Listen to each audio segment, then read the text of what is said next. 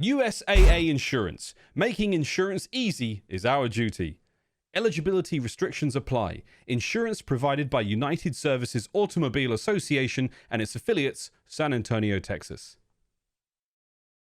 Ladies and gentlemen, it's the moment we've all been waiting for. Very, very close. Here it comes. Where has it been, Joe? Oh my Lord! Play letting Røkkr know. Unbelievable! They got it! They got it! What was that ending? There's the hype. Welcome to the COD League. Back at it again in the CDL.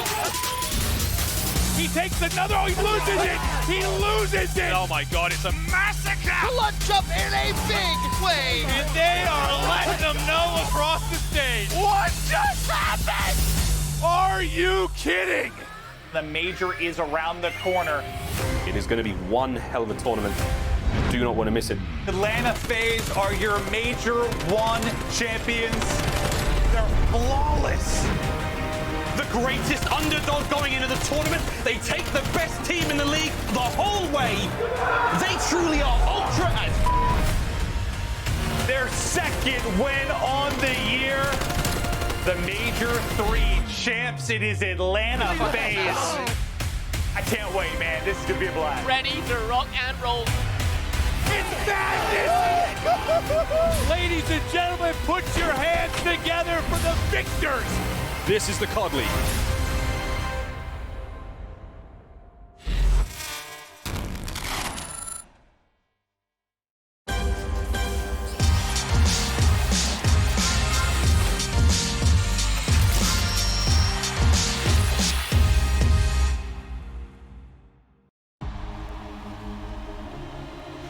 Welcome to day 2 of the LA Thieves Home Series. It's just 3 days until the field is set for our first major on LAN, and 2 of the brightest young stars will face off in moments as HyDra and Porlex square off in a match that has huge implications for the Subliners heading into Major 4.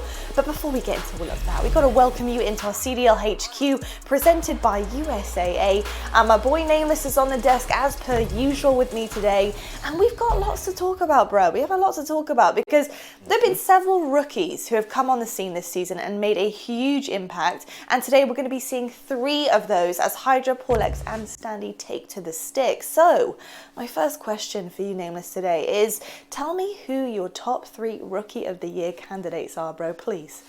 Yeah, I get asked this question a lot, and this year it's pretty easy for me. I'm going to go with Insight, HyDra, and Standy.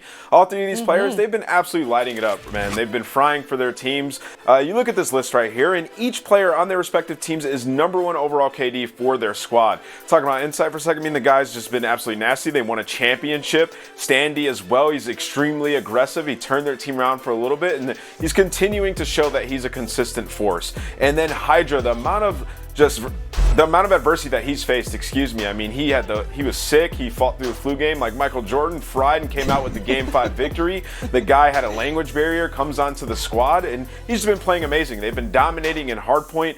These guys, all 3 of them are Rookie of the Year candidates. Which one will it be by the end of the year? I don't know, but it will be one of these 3, I'll tell you that. I'll tell you what, Nameless, we're on the same page in this Call of Duty League book because I have the exact same 3 as my candidates currently.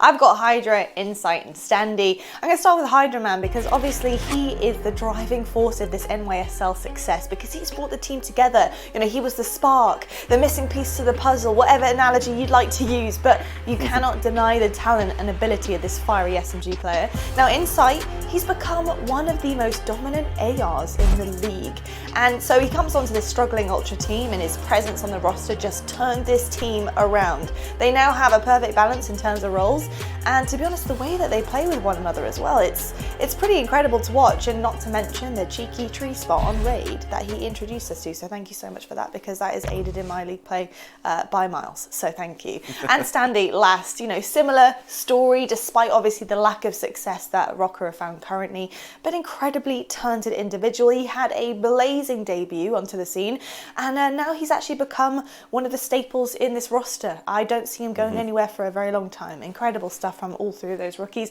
and like you said, Ant, no idea who's going to take it, but all 3 of those guys could potentially by the end of the season.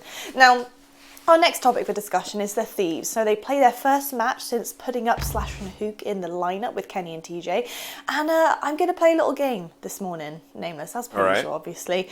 Fill in the blank is your favourite. Fill in the blank. This move by LA Thieves works if Kenny and Slasher strike synergy. It's no secret when these guys played together in the beginning of the year, it was not great. Throughout the majority of last year, it wasn't great as well. They ended up benching Slasher, and then Kenny just got way better. I mean, Kenny was sitting at a 0.96 when he was playing alongside Slasher. Since then, he's now shot up to a 1.08. He's had games where he's just completely taken over and dominated, right? And then Slasher goes to the bench. He watches him from afar. So now when Slasher comes in, I want to see him complement Kenny, come in and be a role player, so to speak. I just want to see them have teamwork, because that's what the big issue with that last Thieves roster was. Like, people would individually perform at times, but there was no teamwork. They weren't clicking. They just couldn't figure it out. So that's something that maybe Slasher taking some time off, he's able to come back, play with Kenny, and, you know, have that chemistry. You can see right here, their tenure together this game was not great at all. I mean, the only game mode that they were positive in was Hardpoint, and not by that much. So that's what I'm looking for today. It's teamwork,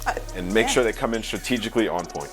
I totally feel that, man. And I think for me, the fill in the blank is got to be if Slasher can figure out how to be a top caliber AR once again, because we saw Drazza come on and have a stellar performance, and I think he did a great job.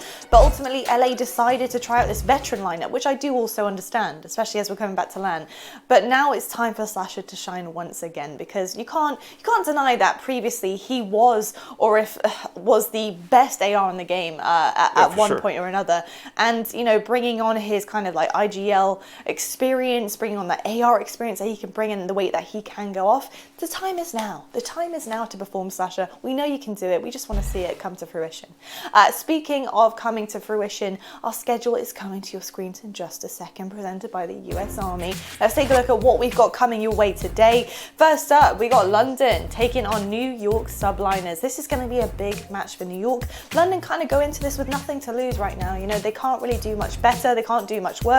And right now it's damage control for London Royal Ravens. Absolutely. New York have to win this one.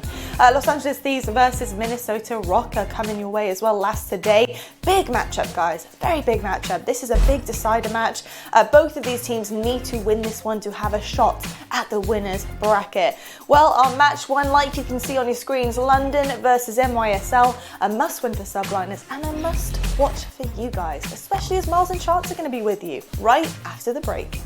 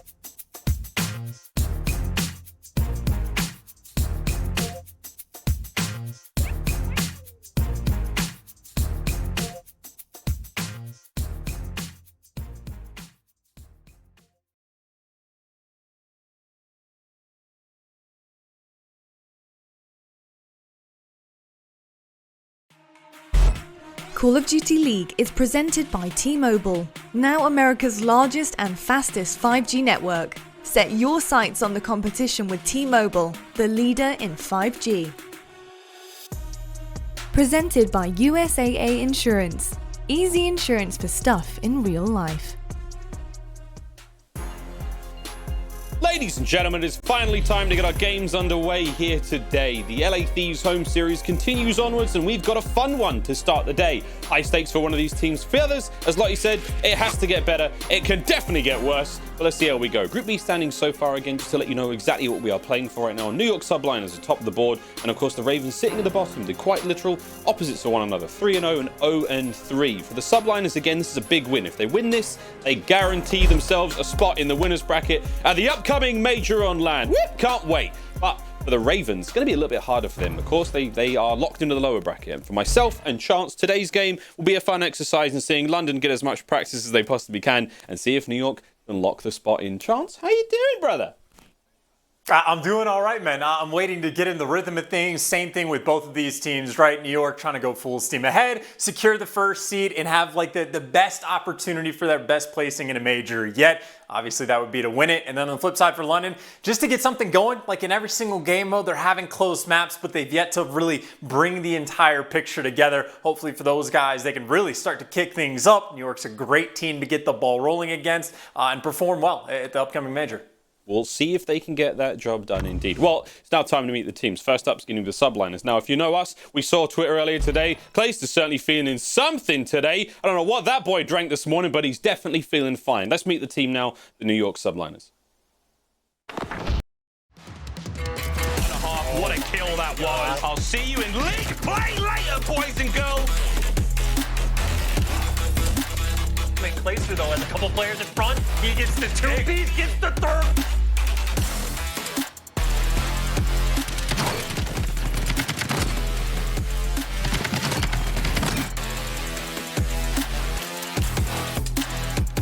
There's the first. Those one more is inside. Fantastic movement. Shots on point. Keep the streak going. It was a matter of moments before we saw this map potentially wide open. The New York Subliners, strength to strength, despite the illness, again, that we've been talking about from HyDra. Not feeling too well so far after getting to the United States. We hope he's feeling a little bit better. But for the rest of the team, Asim, Clayster, and Mack, again, everyone's looking pretty fine right now. Mack's incredible standout performance chance. Only, what, a few days ago. Lovely stuff to see out of him. Let's see if New York can keep the thunder rolling. Indeed, and I think Mack is probably a really great player to highlight as well, right? Like, he had such a weird peak towards the tail, or really throughout Modern Warfare, at least when we saw him on the roster. He was throwing up just some ridiculous stats, get a couple home series wins, but I think this year it's taken him a little bit longer to find his fitting within the team. Obviously, when you're making, 10 roster changes throughout the year, it doesn't make things easy, but now that he's comfortable, he is looking like one of the best Crimsix players in the league, and that just means this team is starting to bring everything together, which is obviously why right now they're 3-0. They are 3-0 indeed. Their opponents 0-3 though. We're about to meet the Ravens in just a moment. And again, as Lottie touched upon earlier today, things can definitely get better, but they can also get worse. So we wish them the best of luck coming into this matchup. It's time to meet the squad, the London Royal Ravens.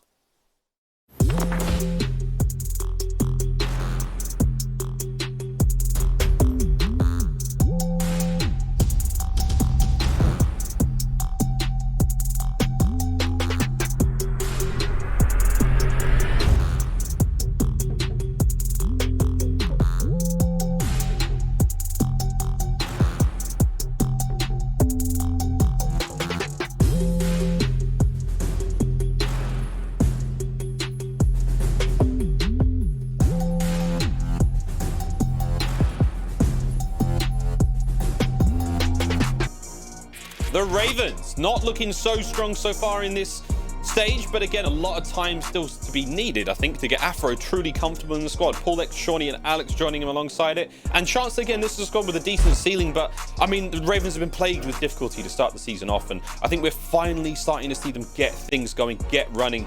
Do you feel like it's a little too late?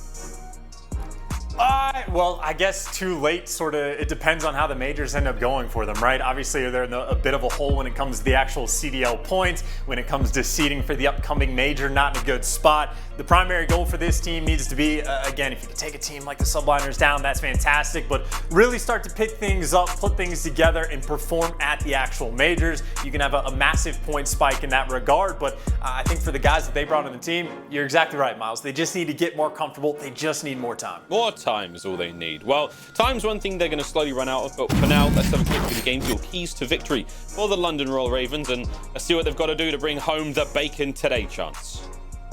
And I think pauLX needs to ball out and have like the best series of the year. He is one of the top 10 X factors in every single game mode, which just means when he's performing incredibly well, the team is winning. But if he's having a bad map, the team is obviously going to suffer.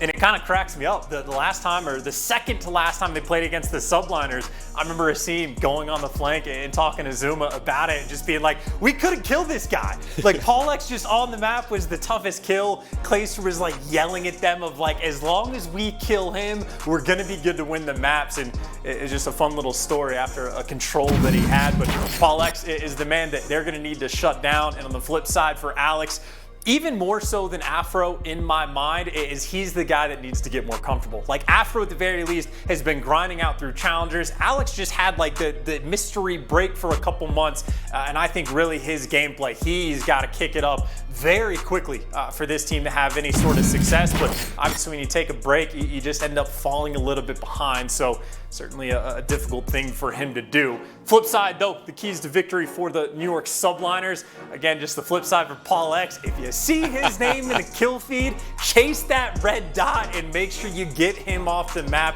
He is the focus point for the team, and as long as you don't let that man pop off, you will have a good time. And one for the other point, heal HyDra instead of hail HyDra. Even when the kid was sick, he was still on point and still the fry man, but when he is healthy, he has looked damn near unstoppable. And I talked to JP just a little bit about it. He might not be quite 100%, but certainly feeling better than he was just a week ago. Amazing to see what a weakened, you know, a malaised HyDra can do. He's still so dangerous on the map. Speaking of maps, here we go, friends. Maps and modes for the upcoming series. Checkmate, Standoff, Raid, our first three. And should we have to go the distance, going to have Moscow Game 4 and Miami Search and Destroy for that sweet, sweet overtime. That will be a lot of fun. You can see the picks and bans there, the map vetoes as well. Oh, I'm excited, mate. I'm excited. Chance, what do you think? Based on the maps we've seen so far, of course, Checkmate, quite a favorite for the Ravens. It has been for a long time, but New York, very strong team indeed. I mean, you know, you say a favorite for the Ravens, it might be a favorite for them, but it's not like it's not a favorite for the Subliners as well. I mean, this is one of those series, again, you're looking at a team towards the very top of the league compared to a team towards the very bottom. You could have pretty much thrown any map on board, and I would have favored the Subliners. Maybe Infant Apocalypse had slipped through. I'd have leaned a little bit towards the Ravens for that one specific map, but other than that, I mean, I think the Subliners just need to come out today and take care of business and make sure they can lock up that first seed. See if they can get it done. Map number 1 on its way. We're going to Checkmate. Playing a little bit of hardpoint. Loving the JoJo memes on the timeline today. The engagements between the New York Subliners and the Royal Ravens. Love me some good anime memes, friends. If you're not already involved in the conversation on Twitter, jump on board. All the players, the team organizations, fun characters of their own, all of us spouting nonsense on a daily, often minute-by-minute basis. But here we go, friends, into map number 1, and off the rip, we're going to be sticking on board with the Ravens, with the Subliners as they assault the Ravens, and moving forward indeed, as the kill feed lights up either way, and both teams trade out their kills. It's going to be Alex remaining on the point before Mack gets the quick dispatch. Paul, last man standing. Points going to the Ravens. There you go. Solid opening break. Get the job done. Really just trades from both teams all the way through, but pauLX there to be the wrecking crew of the final man. You already see sort of the setup that the Subliners are going with, right? Asim already playing an off-angle A street, trying to make sure no one slips through to flip those spawns. So New York playing a bit of a delicate game, a little bit passive in there as well. They're just waiting to pounce. As soon as Ravens try to make a move, they just get smacked right back down, spawn towards the back of the map, and the perfect response from the Subliners, setting themselves up for the next hill. Decisive 3 kills going the way of the Subliners is going to give them the hard point for now. Shawnee trying to allow coverage to get the troops going forward. Here they go. The Ravens on the offensive through the cabin. They charge and they take care of HyDra. There he is. The outside of the plane though, Clayster doing the good job of locking down that one side of the map. And again, as the hard point has now moved, top right hand side of the screen, hard point number 2, P2 as we like to call it. Clay still locking down this opposite side of the map, preventing the push now from the Ravens. Finds one, can't quite get any more, but the time's still ticking in favor of the Subliners. Chance. Here come the Ravens though, trying to make a break. Trying to make a break, but you already see sort of the comfort that the Subliners have found. If you got Clayster pushing up that aggressively on the left street, that just means he has bought his teammates so much clearance and all the pressure in the world. The bad news is, well, they're going to spawn behind him. Clayster did not make the read, and well, the best way to break into the hill, just get the spawns in the back and walk straight on through. So, bit of a mishap there from the Subliners, an uncharacteristic mistake, but as far as rotations go, again, Clayster just with the distance he is providing on the map, making it very easy for his teammates to come in, wipe out the kills, and still retain that lead as the next hill pops. And they're having a good time so far. Ravens are able to take a couple of scrap moments away from that hard point as we roll now into the third. Asim finds himself on a 3 spree. Can't quite make it number 4. Mack there on the hard point, soaking up that sweet, sweet time. It's first to 250 points, friends. Mack also on a 4 spree of his own, just about cut short there as now Alex manages to dive in the hard point, keeping this game relatively close right now. For the Ravens, it's been late breaks, not able to really make these big plays happen on the opening rip. Alex though, nice slip slide in the hard point, but heal HyDra he does, and he finds the shots in there. Back and forth we go, Chance. Nice early contest from both teams, man. This is quite a close one right off the rip. I thought it'd be a lot worse, frankly. Well, it would have been a lot worse, again, if the back spawns had not been given up. So the Subliners giving a little bit of a gift to the Ravens.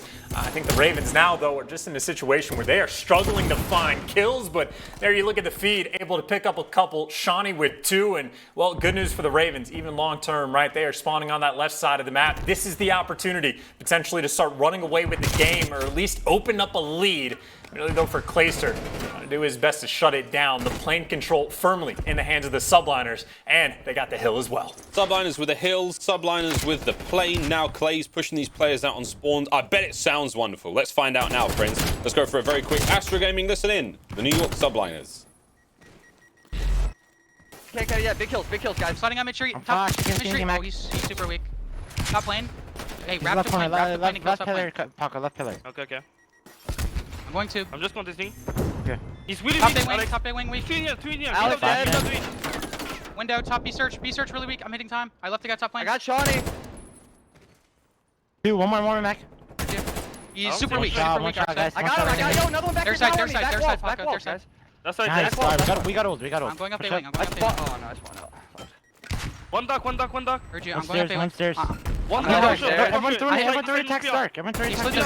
Back stairs weak. I'm hitting mid-street. I think. Another one there. I don't see the other one. He's on my stairs. Pillar. P5 box or Shit, pillar. I got him on time. One more. Nice. I spawned here. Get down. Stay down. I'm one shot. I can get time in 2 seconds and you push off, okay? Okay. I got off. Walls. I'm blocked. Go get out of the wing stuff. One more walls. I'm viewing. Nice. 2 dead. Afro and Pollux. Last 2. Spawning back hill. Yeah, we're good. Keep going. We're top lane, guys. I'm going stairs, guys. I'm pushing. I'm under plane. I'm just playing it safe. I'm They're gonna go above me. They're going above me. Above me, top lane. Go. He's two. I'm pushing. Pushing me. Right on there. Watch Going out. to the right. Oh, tails. Got him.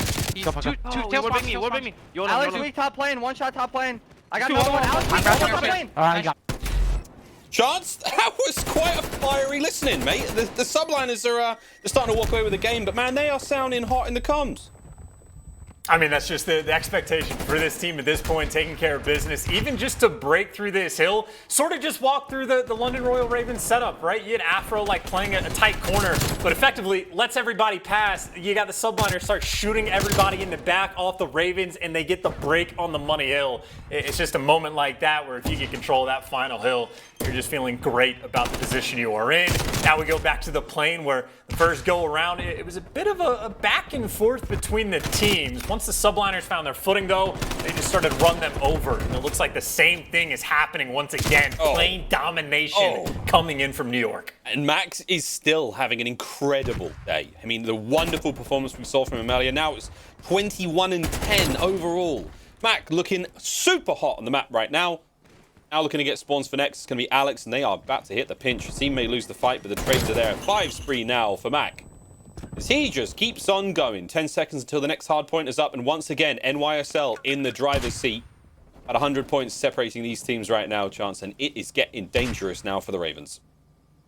And Mack, again, just pretty much doing whatever he wants for the moment. But unfortunately for him, I think he might end up getting shot in the back, or he's gonna hunt him down. Afro gets spotted out. That corner does not pay off for him, and I think someone had the information that he was back there anyway. But Mack looking for streaks, and frankly, the streaks I don't think are going to make any bit of difference on this game. 40 seconds left on this hill, and again, Clayster just buying his teammates a little bit of space. Ravens right now with the push. They got 3 players on the attack, all pushing in through the elbow side of things, and HyDra responds to it, goes out to get the pieces, finds 2, and has the other couple players trapped in. Unfortunately for HyDra, well, his help is going to fall in the break successful. Ravens have eclipsed that 100-point margin. There it is. They're in there for now. They don't have a lot of map control to work with. HyDra still driving the dagger, twisting the blade back and forth as he just keeps dealing these deft blows to the Ravens. Now hitting spawns. There's one. The quick re-engage, and he's going to find another 5 in a row for him now. Mack, I don't remember if he got those streaks. He didn't land the artillery, I don't believe. But there we go. Still a wonderful display here on Checkmate from the New York Subliners as NYSL continue the dominance. Hardpoint number 3 in the second set, now wide open. Ravens with a first taste. And I think that the scariest part is you've just allowed the Subliners to get comfortable within this game, right? I don't think they're too stressed out, not a ton of pressure on them, which means you just get time to think about the plays you want to make, including HyDra. Well, again, he's thinking about some score streaks, but it doesn't make a difference when Mack is lighting up the feed and you have control of the down-low plane. Now you got HyDra spotting out the information, getting the score streaks, keeping these players at bay. And, well, Paul X, you want to challenge HyDra? You want to go to the hill?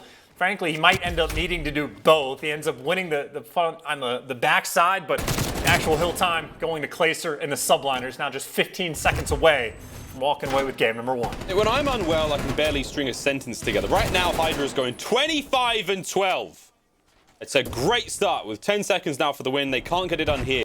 Next hard point's up and about, and they've got that one as well. It's going to be a clean break now. Paul's going to be the one on the flank. Alex now cutting through mid. Can he find anything? The last minute contest. No one's going to be there. New York Subliners, NYSL, kick things off with a bang on Checkmate. A very decisive map indeed. The Ravens left stunned after that one, and Mack and HyDra putting on an absolute clinic for the squad. Yeah, and effectively just outclass the opposition, right? Like outside of a good opening break from the Ravens, after that, I mean, it was just super problematic here having to do with 2 players going double positive, popping off, doing whatever they wanted. And again, I think the important thing to note, just a comfortable win for the Subliners. Not a stressful game at all. Even the comms, they have just enough energy to make sure they take care of business. 5K damage. Mack is able to throw up on board a 30 bomb as well to his name. Clayster found his home inside of the hills. Minute 52, he's able to rack up, but just clean, efficient stuff the whole way around. A 250-120 win, not bad at all. Not bad at all. Very confident, very, very happy indeed there for the New York Subliners. Game 4 hardpoint winning streak is 6-1 during this stage. Unbelievable stuff so far. If they can keep that one rolling into the major. Just next week, friends, we're going back to LAN. You don't want to miss it. Set your calendars. Honestly, free that bad boy up. Just free it up so you can watch every single second. But for the Ravens now on the other side of the board, I mean, we've still got a Search and Destroy coming up next. We'll see how they fare in that one. But again, for Paul X, it was decent effort all around. This is the 4-game hardpoint losing streak. Again, quite literally the opposite of the New York Subliners right now from our transatlantic cousins. They are definitely on the other end of the boot. But there we go, friends. Map number 1 is complete. Now we're going to see a Search and Destroy. But first, a very quick commercial break. When we come back, more Call of Duty League fun and games, friends. We'll see you after this quick Dragons commercial.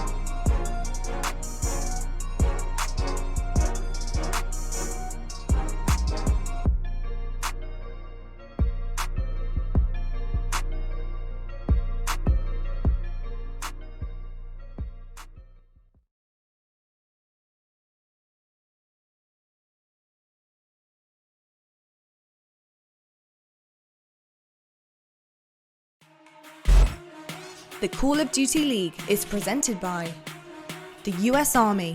What's your warrior? USAA is made for gamers.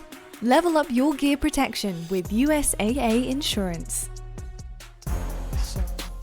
Ladies and gentlemen, welcome back to the Call of Duty League. I hope you got the Dragons commercial. If not, it might have been the World of Warcraft one or even the Hearthstone one. I have absolutely no idea. But we are back, friends. New York Subliners, London Royal Ravens. We're going to map number 2 in just a brief moment, and we're going to Standoff. It's a throwback. It's a classic. It's a fun one indeed. And if you've got it in League play recently, you know that that statue is a premium position to be in. Myself and Chance, ready to rock and roll on a map number 2, mate. Map number 1 was a comfortable affair, Chance, for the New York Subliners. How are you feeling going now into this one when it comes to search and destroy for both squads? Well, I suppose it depends. I'm feeling great if I'm a fan of the Subliners, right? Just because they're 2-0. It's an old school map. It's Clayster on the old school map, and you just know they're going to be comfortable on it.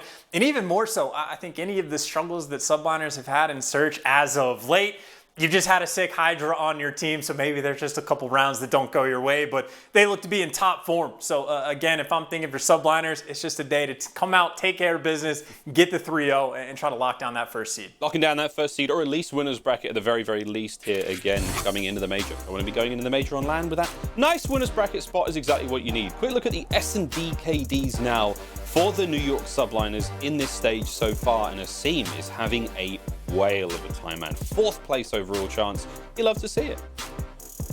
And I believe standoff is a pretty big factor why. I think the last time we saw him play against the Florida Mutineers had a game where he went like double positive, and that is massively beneficial for the KD when you're only dealing with like 3 total maps. So small sample size will always pay dividends, but I think that is early the factor on this map. I remember Clay was getting quite a few first bloods that he's able to sniff these players out, but it was Asim and HyDra consistently able to pull off those clutches, whether it be a straight up 2v2 or 2v3, whatever it's going to be. They're always making the best of whatever situation they find themselves in, and obviously for the Ravens, this would be a tough match to have to battle back in. If they can get it done, though, again, a bounce back is what we need right now for the Ravens indeed. Standoff's going to be the map to do it. Game 2. Now about to get underway as we load the players in. Everyone's going to do their quick stretches, acclimatize themselves to a brand new part of the world. They've gone all the way from what? I think it's Munich, from Germany, but down to the Soviet Union in 1984. Standoff. Here we go, friends. Muddy boots. Good fun and games await us now in the search and destroy map, Chance, and let's see how the opening break goes. Subliners will be taking the bomb towards their objectives first and foremost. First and foremost, potentially going on flanks. I know a strat we've seen quite a few times is the flank around gas station. Not going to be the case, though. Trying to dominate the middle of the map straight off the rip. Again, it's HyDra and Asim, the duo on this map, working together for the control. And well, you back out Afro, but with no connection there. Not going to be trying to plant the bomb just yet. Or maybe Paul X trying to find a big play. Has 3 players in front of him, getting shot from every angle. It's such a delicate spot, but the good news is the nades miss. And he gets to heal back out. My God, what are these jump shots from everyone? Oh, the Achilles heel of Paul X sticking out there. Mack's going to find that one and send him to the underworld. 3v3 situation now. Johnny and Co looking to make the wrap towards B, but no one's going to be there. So this is going to be a sweet flank now for those 2 Ravens players. It's going to be Alex and Afro. Shawnee, the assault rifle player, to the left-hand side of the map by Granny's. Grandma's building. There's a Granny's in almost every Call of Duty map. From top Granny's. Oh, no. He gets absolutely slaughtered. That's going to be one. HyDra now finds another. That's going to be a 1v3 now for Afro. How many can he take with him? Bomb has been planted as well. This is going to be a tough scene to be in. Asim's got one side covered. HyDra's got the flank covered as well. I mean, this is a difficult one. Afro now looking to break through. Can't get it done. HyDra wins the gunfight. New York Subliners take the round. And that is just very much good teamwork coming out, right? You get a 3 versus 3. Ravens elect to give up a bomb site. And in a sense, you know, Subliners sort of trapped themselves in on a site, but obviously they did not feel trapped as HyDra just slides out, baits out the gunfire from Shawnee and his teammates there from the trade. As long as the teamwork is on point, you can afford to play like a bit of a maniac, just going for those wide angles, and, well, it pays dividends. 2 kills apiece for Mack and HyDra. Solid first round, where only 1 player even fell, and well, we go back to it. Ravens not going to be dominating any part of the map. Looks like they might be looking over towards the gas station, where Asim playing behind the pole, able to find the first kill and buy his teammates the trade. Subliners with the advantage. Man was popping and locking around that pole, dancing his way into the kill feed. Man alive, what a start. Alex, though, nice shots at range to make it now a 2v2. Paul and Alex versus Mack and HyDra. Can the two MVPs of the first map go all the way here? Will the Red Menace and Alex be able to deal the damage? Mack over by the A-bomb site. HyDra might be... Oh my god. Alex, he's down. Paul, make it a 1v1. Trying to bait out the engagement now. And chance this went from doable to difficult. But not impossible. For Paul now to make the play. 30 seconds to work with is a fair bit of time. Unfortunately, he doesn't have the information on where HyDra is. Knows that he was around Brown the last time he saw him, and well, he finds and makes the read, wins the gunfight by a bullet. Still running low on time, only 20 seconds left, and well, you see the idea from Mack, right? He's put himself in a position to read either bomb site.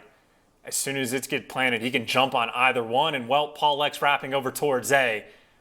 It's really just about the timing. If he can get the plant and get away before Mack challenges, he has potential. Unplanted. 1v1. Mack's going to go for it straight away. Out he goes. Nice eyes from Paul. Now the shoulders come out. Whoa, baby! Slip, slides right into that one. What a challenge. I didn't see that coming. Dude, I did not see that chow coming. I thought he was going to play a couple more shoulders. No. Slips out. Centering wasn't perfect. Didn't matter. Paul lands the shots. Nice comeback from the Ravens. No hesi, I believe his study likes to say, right? Just gets the information. I think there was like a half second where he thought about going for the full wrap, playing on time. He's like, you know what? That's Mack. He's got an AR. Let me just take this gunfight immediately. And, well, the slide pays off. Nice round, man. The 1v2 as well. I think he catches Clay as well that was trying to slide over towards safety. So a couple picks, a couple lives get thrown away, and Ravens with the bounce back round. Really, if they're able to start finding these first bloods, they'll be good to go, and PaulX looking for it. Gets a ton of information, but unfortunately, no kills, but I think tags enough players on the subliners up. You see the bomb just going to remain stationary. Getting stuck in your spawn. Subliners now slowing it down, trying to play for picks. Yeah. Paul's Krieg, more like a howitzer, ringing out from that side of the map. It's left the subliners slowly now pushing forward. Alex is going to have to take on a few of them now. Here comes the close corner pinch. HyDra down prone. Mack over his shoulder. Alex, patience is a virtue. Right now, all you can hear is the core of the crows here in the back of standoff. 40 seconds on the clock. And no one's willing to make the play just yet. I love this. Bit of a standoff. Seen with the bomb, though. He's looking to make some noise. Alex in a safe position. Here's the gunfight. Alex lands two. Afro gets one more in the feed. Seany will get the remaining kills, and the Ravens' patience pays off. Another strong round goes their way. 2 in a row.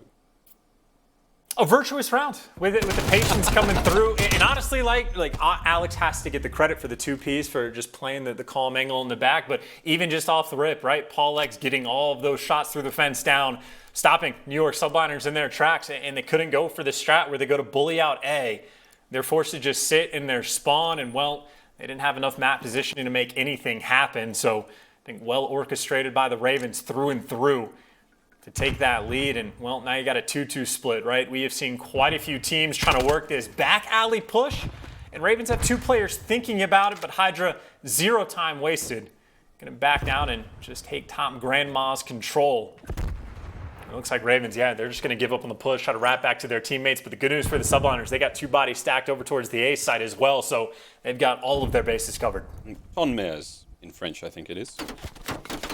Now, back over to the bomb site we go. Paul's playing to pixels right now as he tries to find a couple of cheeky shades of Clayster. Team on point, nice shots. And does Alex get the trade? Oh, Clay finds the pick as well. So now HyDra on the flank, a decisive round from the New York Subliners. Afro in the 1v3. Again, not impossible, but it's going to take a little bit of magic. Can he bring it? Once again, it's going to be HyDra on the flank. Nice read out of Afro. Still, though, fails to win the gunfight. That's 2 in a row now for Afro versus HyDra. Oof, bit of a mental block, it has to be said, as HyDra wins another one. Back to back, though, Chance. We're going 2-2. This is a fun search and destroy. I don't even know about mental block. The credit where credit is due. I think he connected with like 7 or 8 bullets. I think just a couple ended up going through a little bit of cover just before, so not doing quite enough damage. But HyDra, yeah, not an easy kill in the slightest. I will say that it's back-to-back rounds on offense where a team tries to make the play off the rip and they just get stopped in their tracks. Finding any sort of map control is really what you want to have happen. And Subliners at the very least get Brown control, but the first blood, PaulX constantly finding pixels of Clayster on the map, and this time enough to take him down. Whoop. Subliners working without the man advantage. Oh my God, Alex is like, they're coming! They're all coming! The scene! Not quite getting both. Seany though, nice shots. Mack gets involved as well. It's absolute mayhem in the back alley by the deli here. And here we go. Mack trying to serve up something special, but Afro dips out. Maybe on a diet. 2v1 now. All gets the shots in. Mack down to 25 HP. Here comes the pressure from the Ravens. Surely they don't lose this round. Surely the shots aren't good enough as the trade finally lands and the Ravens will get another round. But my God, it got a little bit spicy there for sure. Mack takes a pound of flesh with him to get the job done. And oof, there was that first blood. Nice shots out of Paul. Again, just the number of angles that you're working with when you're playing around this tractor, like a site in between the cut, just everywhere. You have to be very concerned. And even if you're like wanting to play in like this top back building, we've seen players, sitting in the back window of grandmas looking through trees to find the angles. Yeah. You have to worry about people looking through the crack of like the statue in the middle. So there's a lot of things you got to be concerned about, especially if your Clayster continuously dying as the entire lobby just has the fastest round of the year. And the Ravens get the job done. I think a team kill came through as well. So that is 5 kills to the Ravens in one round. And shout out to Seany, found 2 of them. What a statement of a round. What the bloody hell was that? That was ridiculous. Play got ripped early, and then it was just a cyclone in the middle of the map. And before you know it, it took the game a while to catch up and be like, are we done? Are you all dead? All right, cool. Ravens get the round. 4-2. Crazy round that was. Yeah, I think Clayster's got first blood enough times that as soon as he died to Paul X again, he was like, no, end the round. I want to try for the 4th time. Oh, Fortunately, yeah, Paul X just hit the menace. He's there for the trades. You know he's going to get it. It's not even a concern. Clayster, though, finally gets the edge over it, forces the 2 versus 2. But unfortunately for Mack, he's getting flanked very quickly. But the flank, Alex and Afro, they gave it up. They ran back to site, and now you're challenging Kriggs at long range, and well, it all falls apart. They should have just stuck with the flank, man. Should have stayed with it. Either way, Afro, sneaky, cheeky, looking to get a little bit naughty now. He's made his way in through the back lines, and I'm not sure if the full read was there. I think they may still be expecting the play to come from the hay side of the map, and they do. This could be amazing as Afro continues to check every possible corner. Mack. Oh, good timing from Mack! Ah! That is a round that Afro's going to look back, and I bet Shane is screaming somewhere.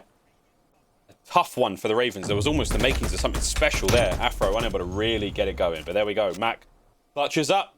Another round for the Subliners. And that is very much just, we have the benefit of being able to look at the mini-map at the flank. It was almost perfect. Mack was like stuck in elbow. It seemed like it would have been free, but whoever made the call had some sort of information just to bring those players back towards the middle of the map, and obviously it does not pay off towards the end. This one not going to be a blind of a round. Last time Subliners tried to get aggressive on defense, they got annihilated by Seany, who is once again back at his home in top brown. Subliners slowing the pace. HyDra back to worry about this back alley push. He's only spotted out 1 player so far, so I don't know how scared he necessarily needs to be, but it looks like he's going to be posted up inside a deli, and he's got Mack wrapping back just to help him out to watch this outer alley push. Subliners, this is a pretty good read on defense once again. Great read. Again, that spot from HyDra. He could be putting kebabs together right now, just skewering them as they come through the alleyway. But again, something was up. The Ravens didn't like that silence, and now they're going to rotate over towards the A site. Again, Paul has been here the whole time, keeping an eye on. Very vigilant play now, and I wonder if this works out for the Ravens. They're close. Asim, close range engagement. Shots are in. He may have fired a little too early. Paul's going to get it. Immediate trade, though, from Clay, bringing the fight further forward. Now it's on a Paul. Slip slides in, and my God, the damage. Somehow in the backline, Seany's blown himself up. Still, 2v2 situation now. Subliners on the pinch. And now we're going to force the fight to one front, and they managed to do just that. Paul working magnificently, excuse me, with Afro. Final 10 seconds. Here comes the play under the bomb, and HyDra. Oh, baby, there's the kill. And the Ravens finally managed to clutch that one up, and it got a little spicy there. But map point, London Royal Ravens. And I thought I made it clear in the keys to victory. Like, I made it seem easy. Just kill Paul X. That's all you got to do. Kill Paul X, win the rounds. Again, just another kill on Clayster. I think he's like 5-1 in that head-to-head battle right now. PaulX having himself quite the game so far. Double digits achieved, a 4 streak as well. Not that he's playing for the streaks. Frankly, you just want to close out this game right here. Get this defensive round win. But PaulX has absolutely been the problem Subliners have been trying to solve. And, well, back on the attack they go. Trying to look for that middle of the map dominant. Seany, though, making the reads. He's got 2 teammates down low. This is a ton of players underneath Brown. Here comes Thunderhooves as they fly in around Brown. A lot of noise being made. Seany's guns upstairs, holding these players back. Asim throws a sweet one. The nade kill's going to come through. 2v3. Asim and Mack now in a sweet spot. All covering the middle of the map. You got a little bit of love there for Afro. He's going to have to play that one alone for now. Here comes the entirety push. The remaining members of the Subliners over towards A. It's all on Paul. Afro might be able to get there, but he's going to be on the long flank. Paul's got to go mega. Ankles of Clay there spotted, but perfect coverage. And again, Mack on the flank takes care of Afro. 3v1, and Paul can't get it done. There we go. The Subliners bounce back. A clinical round, 5-4. Still on map point for the Ravens. And I think Mack has just done a very good job of reading Afro seemingly all game long. I think there was maybe one flank opportunity that Mack wasn't ready for, and then the flank never actually came through. But quite a few times Afro was trying to make the play, and Mack there just to hunt the man down. Another solid round, and even just good reads inside of bottom round, right? I think HyDra ends up getting that first blood. So good plays all around. Subliners looking to clutch up on defense and force the round 11. The battle of Brown we go again. Subliners, basically the whole team here ready for these gunfights in the first blood, making their job that much easier. Oh my god. I mean, the war of Brown in a couple of rounds before was so quick and decisive. This one's a little bit more prolonged. Afro though, nades in. Just going to damage these players out. No crazy out-of-the-window plays like you see in League play. Miles Ross. Asim now and co. Just locking down that entire courtyard in front of the Brown building, and here we go. Reach and clear.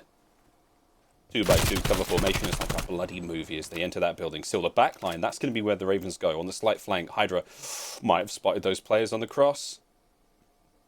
Back through the alley we go. Checking every possible corner. Afro's on it. 4v3. If they can get a kill, this could get very interesting. But Clay now looking over the top. Damage is done, but he dies. And now you've got Granny's control. And they're in the fridge. Raid in the cupboards. Chance less than 30 on the clock. Well, the big issue now is what bomb site do you want to plan at? You can try to wrap over towards A, but it seems there to get the information. You see Mack's got this setup and HyDra watching the flank. And with Mack having that angle over towards this A site, this is not an easy plan to get off. And with 13 seconds left, the swarm is in. Afro keeping his teammate alive. They've got the bomb down, and Alex able to get out, but the swarm is in. HyDra, he's just going flying, looking for these kills. It's the 2v2, it's the Chows coming through, and it's Alex getting wiped off the board. Subliners, good enough, job done to force the round 11. Able to clutch up in the end. Oh, and it's a couple of rounds in a row, and just like that, friends, here we go. Round 11! Let's get it. Mate, where do we go from here? This has been a lovely search. Subliners have been clinical, Ravens have been clutch. This final round is going to be a banger. I think the Ravens should just force something through, right? I think they've played so many of these rounds where they're sort of rotating as if it was like Moscow, right? Like showing presence on one side, then rotating to the other. I say just try to make a play, make something happen. Or maybe the better idea, let PaulX go to work and give him some time to find these first bloods. He has been on point, but you see the idea from both teams. No squares up towards the middle of the map. Much more stationary. And Mack with a fair bit of information knows at least 2 players were in Brown. And you definitely saw some heads there. Over towards the alleyway push. Once again, it's HyDra watching it. Saw at least one. Oh, excuse me. As he heads back towards the deli. Behind the counter, lying in wait. Meanwhile, Clayster over by the A-bomb site. He and Asim providing some suppressive fire. Trying to keep Paul at bay. Ravens now weighing up their options. Time not on their side, though. Less than 45 on the clock now. Have to make a choice. No kills just yet. Beautiful angle from Clayster. The first blood and a very decisive one. As time keeps on slipping into this round. 30 seconds remaining, Chance. And again, we have to make the plays happen. Ravens have got to go, baby. 25 on the clock now. Starting to get dire. And Afro trying to make the play, but Mack again. Oh. It seems like these head-to-head matchups, it is just the battle. And Seany finds himself in the 1 versus 4. 12 seconds on the clock in an early demise. The clutches are there. Subliners get the job done towards the end and win 3 rounds back to back to back to pick the Ravens apart. And I will say, Miles, there was an opportunity. Ravens made it spicy, but in the end, the result, I think, just as expected. Subliners up 2-0. Up 2-0, and you felt that one for the Ravens. That was a stinger. Again, they'll be kicking themselves truly. But Charles, I think overall, I think when we talked about this very briefly last night on my stream, where it was like, the Subliners got very, very good statistics in those Game 5, Round 11 sort of situations, or even Round 11s in general. Look at the stats there on screen, friends, and once again, it's the Mack and HyDra show. The pair of them, absolute maniacs here on the map today. They are looking fine form indeed. I don't know, whatever HyDra's got is making him sick as hell. He's sick as hell. The Ravens, now it's crunch time. 6 games in a row now for Search and Destroy, not going well so far. Yet to find a win in this stage. That is a tough one. 0-5. Now we go to Control for them, and this is it. This is crunch time. The backs are firmly against the wall. This is for them to go 0-4 in the groups. They cannot make it into the winner's bracket, but they can certainly deal some damage. That is true. All this counts just towards practice now, I think, Chance. But mate, it's starting to get a little bit squeaky bum time, let's say. Squeaky bum time indeed. And I will say, just to touch on your point of the clutchness from the Subliners, the Game 5 situations, even the Round 11s, I think that is very much a game from Clayster where he's having a little bit of fun getting picked apart. And then once they're like actually in the hole down 5-3, he's like, all right, hold on. I'll make the play calls. I'll make sure I don't die to Pollux again. And even just finding that first pick in the round again. It is the same sort of play from the Ravens, always trying to play those rotation battles and trying to catch the Subliners off guard. But it's just a team that doesn't make too many mistakes. The setup too good. And even just for those head-to-head battles between Pollux and Clayster or between Mack and Afro, at least towards the end, Subliners just had their number. They had their number indeed. And we'll take a look at a lovely clip here, one of the sweet moments of the map. We're going to give it to Mack because once again, he's had a couple of stellar days here in the Call of Duty League. This is a US Army tactical play chance. Round 7 to Mack Magic. And I think, honestly, most of Mack's kills ended up being on Afro, I think, throughout this entire game. I think this round might be a similar situation. It's the same thing, right? He's just the man responsible for watching the flank. You get the 2v2, and this is the moment where number 8, Alex, like, peeks around the corner. I'm like, he might be able to time this perfectly. Maybe Clay gets the trades, whatever it's going to be. But at this point right here, well, you just feed Mack the free kill. And now you just get to play the 2v1 in the end. And this is another one of those it just turns into Mack making good reads. You don't have the information on where Afro is going to be, so Clayster and Mack just work the map together, clear out of sight, don't feel comfortable because they still don't know, end up wrapping it over towards B. They've cleared out enough, and Maxwell, Spotty senses tinglings, like, well, maybe he's going to be behind us, ends up timing it perfectly, getting the kill, and I think literally half of Mack's kills this entire game are on Afro, always shooting him in the side. Always shooting them in the side of the back. Great stuff, though, from the New York Subliners. They managed to take the Search and Destroy. They're up 2-0 in the series. The Ravens now have got to claw their way back into this one, and they're going to have to do it starting right now on Control. We'll be right back, friends, after this break. Don't go anywhere. This is Call of Duty League.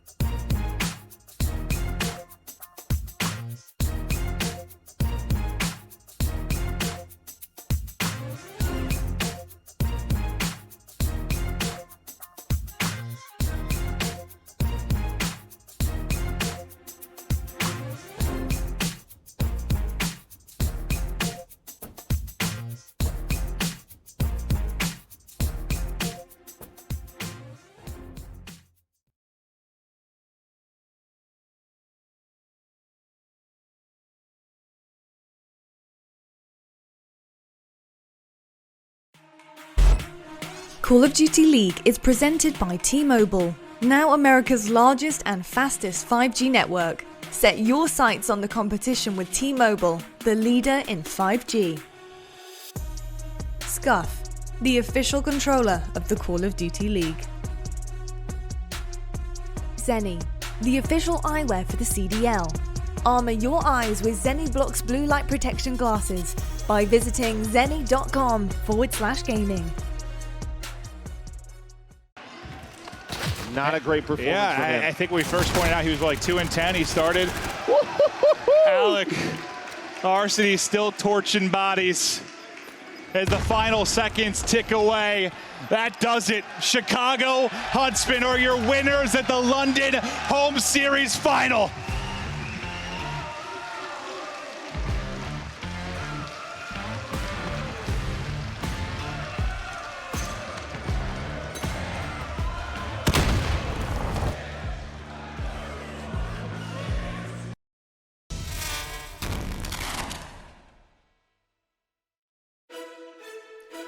Well, what do you think of that LAN clip, friends? They get you a little bit hot under the collar, get you a little bit titillated for the upcoming LAN event, Major number 4. Can't wait, friends. I'm so excited. But you know what? I'm more excited about the fact that my eyeballs are truly well and safe because I got my Zennies on. I got my blue light blockers on right now, and I'm having a fantastic day in the Call of Duty League. These lights have nothing on these lenses. We're having a great time. And I hope you do as well, friends. Don't forget LAN's coming up around the corner. And if you're like me and you spend all day in front of a screen, take care of your vision. Very, very important. You want these two things to function for as long as possible, friends. Believe me. Let's talk New York, though, Chance. Let's have a little bit of love for the Subliners. They've had a fantastic turnaround in the last 2, I want to say, stages. Like, things have started to really turn around for them. But control has been one of the defining factors for them going into this stage. It's certainly managing to look a hell of a lot stronger all in all.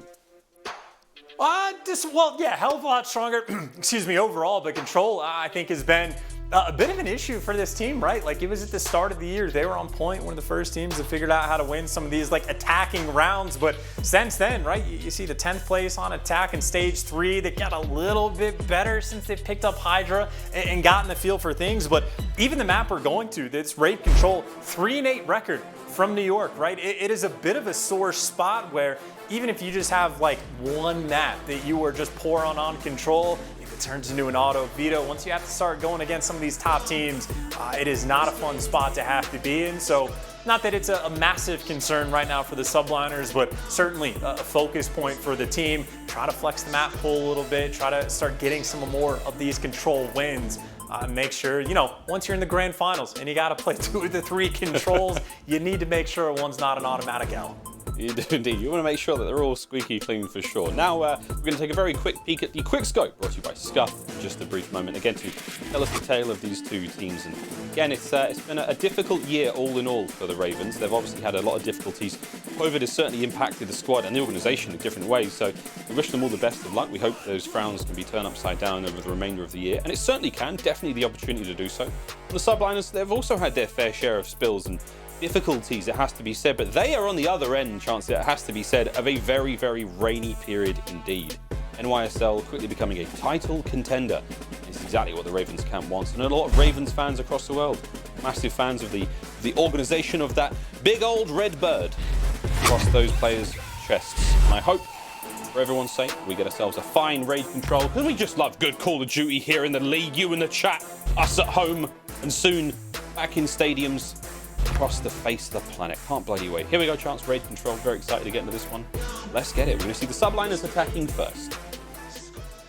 Subliners attacking first. They're old bread and butter, but again, raid a bit of a different map for these guys. And well, HyDra maybe making some adjustments, pulling off the Crimsix off the rip, and well, that's exactly why, right, going towards this B site. And it is the entire squad staring at Seany, and unfortunate for Seany, gonna fall immediately. And this is the kind of play I love. You get the quick play over towards B, try to get a couple ticks on board, and even if you die, well, you're gonna spawn right on top of A. You can just be hyper objective-minded. Solid stuff's coming over so far, and almost 1 tick already through. 1 tick almost done. Here comes the closing segment. Clay can get back on it. There it is. NY with the first bit of progress. Heavy defensive now. Push from the Ravens. They're going to be hitting 2 from kitchen, 2 from the backside of basketball. And so far, so good. There it is. Alex gets himself 2.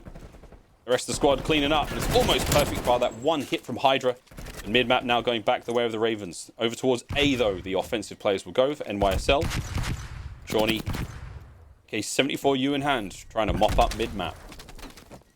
the speed demon that Seany can be with that 74U in hand. And, well, maybe doesn't need to be. The flank ends up just working perfectly for him. And New York can't buy a kill at this point, getting picked apart, and Seany spinning in circles to find these kills. Clayster just bloodthirsty to make sure he kills Alex in that situation. But, hey, for Ravens, bought yourself just a massive amount of map control. Afro pushed up in a bedroom, and, well, he gets picked apart. You see right now New York trying to force it through B. Alex with the old punch shot, a unorthodox yet effective strategy to dispatch opponents. Seany on the flank once again, the 74U for Seany. You can now add submachine gunner to his resume as he's looking fine out there on the map. 5 spree right now, looking to play for streaks, and that last bullet lands on a Clayster, and oh my word, nope, misses the punch onto HyDra. A very dangerous opponent at close range, not someone you'd want to get in the ring with, digitally speaking, of course. Afro continues to find a few more kills. Ravens holding the line, doing a good job. Clayster, though, will stop the clock at 22.5 over there by A. Managing to get the segment. They still haven't managed to close that little one out over by B, though. Yeah, New York, they have just been putting a ton of pressure on Kitchen, a ton of pressure over towards B, and for HyDra, gets out of dodge because he's on the 5 spree. Certainly thinking about some score streaks. Meanwhile, Clayster just hanging out inside of A. An important 1v1 gunfight for him to win, but he had the drop on Afro. Spotted him up pop, and, well, he's able to lock this down by himself as his teammates right now just trying to find that opening over towards Kitchen. 3 players stacked up. This is the play. It's in. They've taken down Alex. Afro next on the chopping block. He gets dropped as well. Clay manages to find a teammate. Unfortunately, that's going to slow down the push only slightly. He's got the backline covered. Nice awareness. Shots on there in a pull X. He's not going to be able to get much more here, though, from the front, but this is where HyDra comes in. Through the bar, he slips very quietly. The assassin takes care of Seany. No lives left now for the Ravens. Oh, another one going the way of HyDra. And now the players pouring out of L, out of the money window, and that's going to be that. HyDra finds another one. This is an unbelievable run out of him. He has been so decisive here, and Mack's going to find the final kill. And the Subliners, they will take round number 1. I like the idea from them as well. HyDra end up getting the best play, but I think at a certain point, the B push on offense doesn't end up panning out. You get a tick, which is not too bad, but you have 0 map control. I think as soon as the map really started to open up for the Subliners, they were like, you know what, Clayster, if you just stand on this and buy us all the time in the world, we'll go get you all of the kills you could ever want. HyDra providing, and Mack not too far from him, just working over towards Kitchen, slaying out and getting the win, not off the objective, but just off the kills. Subliners taking care of business and, well, stacking A off the rip on defense as well, and that's exactly where the Ravens are trying to go. Here we go. Quick test. Not a lot of kills going the way of London, and by not a lot, I mean nothing. Paul change that? No. We've got 4 dead. Now map control is going to be going all the way of the Subliners. They can have their way with the Ravens now as they push their way forward. Alex is hurt up. 3 spree from Mack, hoping to make it a 4. Here comes Paul, Seany, and Alex waiting for the push to happen. Asim on the flank. Trades are going to be coming through, but it's HyDra by top stairs once again, looking to get into this fight. And he's feeling himself. Oh, he was on a 5 spree, and Paul's going to return the favor. HyDra cut Seany short in the first one, and now the same can be said. Good stuff all around again as they push now. Still yet to really work out chance. No one able to get anywhere close to these zones. Subliners defense too good. Yeah, Ravens have been hunting for an opening for quite some time, and Afro, as soon as you think you found it, well, you get shot in the back, and Seany, as soon as you think you found the opening, over towards the actual point, well, you're getting stunned, flashed, bopped out, whatever it's going to be. Nice reads to actually take down Mack and maybe buy his teammates a little bit of time. But look at the mini-map, right? It's just 2 players always roaming together. Asim and HyDra just working their way through Zig. Meanwhile, Clay wins his engagement. And I'd say for the Ravens, effectively just getting trapped and picked apart. Getting hunted down on offense and already down by 8 lives. Down by 8. It's getting a little dire, but he can get themselves back onto A. You can see Mack draining the tick there, draining the segment. Asim now hitting the pinch through Art. Paul's going to make the read, but is it enough? Needs to now find his way through Mack as well. The rest of his teammates have just dealt with Clayster there in their spawn. Now they've got to make their way forward. Clock ticking. Mack's going to win 1. Oh, Mack wins the 2nd. Now the 3rd player looking to make their way onto the A point still, and the defense holds. There's 3 seconds remaining, and the Subliners, they do another brilliant job there. The 2nd round goes their way, and their control woes dissipate. 1 zone at a time. And this is just very much sort of similar to the hard point, right? Just a fairly comfortable game. right now coming in from the Subliners. You have what? Clayster winning his one-on-one battles against the other ARs and Seany. Meanwhile, HyDra and Asim just been running amok on the map, doing whatever they want. I think right now Afro's sitting at like triple negative. He is finding out very quickly this is not a fun SMG duo to have to go against. And well, 15 kills apiece for Clayster and HyDra. And it's not like Mack is too far behind, as well as the fact that he's playing for score streaks. Meanwhile, Asim, he's just here for the vibes, man. Keep the comms up. Have a grand old time. I'd love to, yeah, I mean, we'll hear the comms at some point later on, yeah, but if you're like, you guys are nasty, you guys are nasty, it's just like pure love for his squad right now. For the Ravens, though, it's like, all right, boys, this is it. Time to go for it. Paul's going to put a lot of pressure onto Mack there, but still, first segment of A's gone. The defense not really able to get going. Finally, Paul gets on point. Asim on the flank. Oh, nice two. Two players now dead for the Ravens. Asim's going to push them straight back, and he might be able to get him back in a spawn already. A nice nade's going to slow him down, but the shots are still on point. Man's doing what he can. It always be, though, on the defense. We're going to give up A now for the Ravens, and this is it. The Alamo, last chance. The London Royal Ravens, they have to defend B. And once again, by the way, it was the same sort of thing, right? Clayster just gets to cap A effectively for free while he's letting his teammates actually take their time and go for the work. If the clock is going to be stopped, you don't have to rush into the kills, but Subliners certainly applying the pressure. Afro, though, wins a very big one-on-one, taking Clayster down on the flank, and you see the B defense so far secure.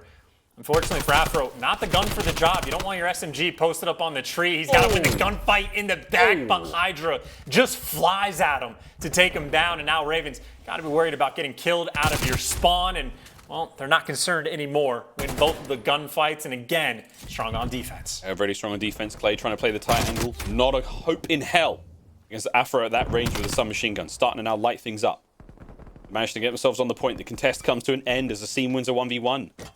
1:30 on the clock still. We'll start to tick out now. Paul X keeps the defense alive. Mack making his way through basketball, but again, full awareness that those players are going to be coming in from behind him. Close spawns for the Ravens still. As now they're forced out. And Afro, oh, he's going big in mid. Asim's up next. Nice teamwork. The Ravens now pull it back. The life count has changed. 18 to 15. Ravens now in the lead. They've got just over a minute to still hold the defense and see you later, Paul. That's okay. Very slippery there by the pool. Very slippery indeed.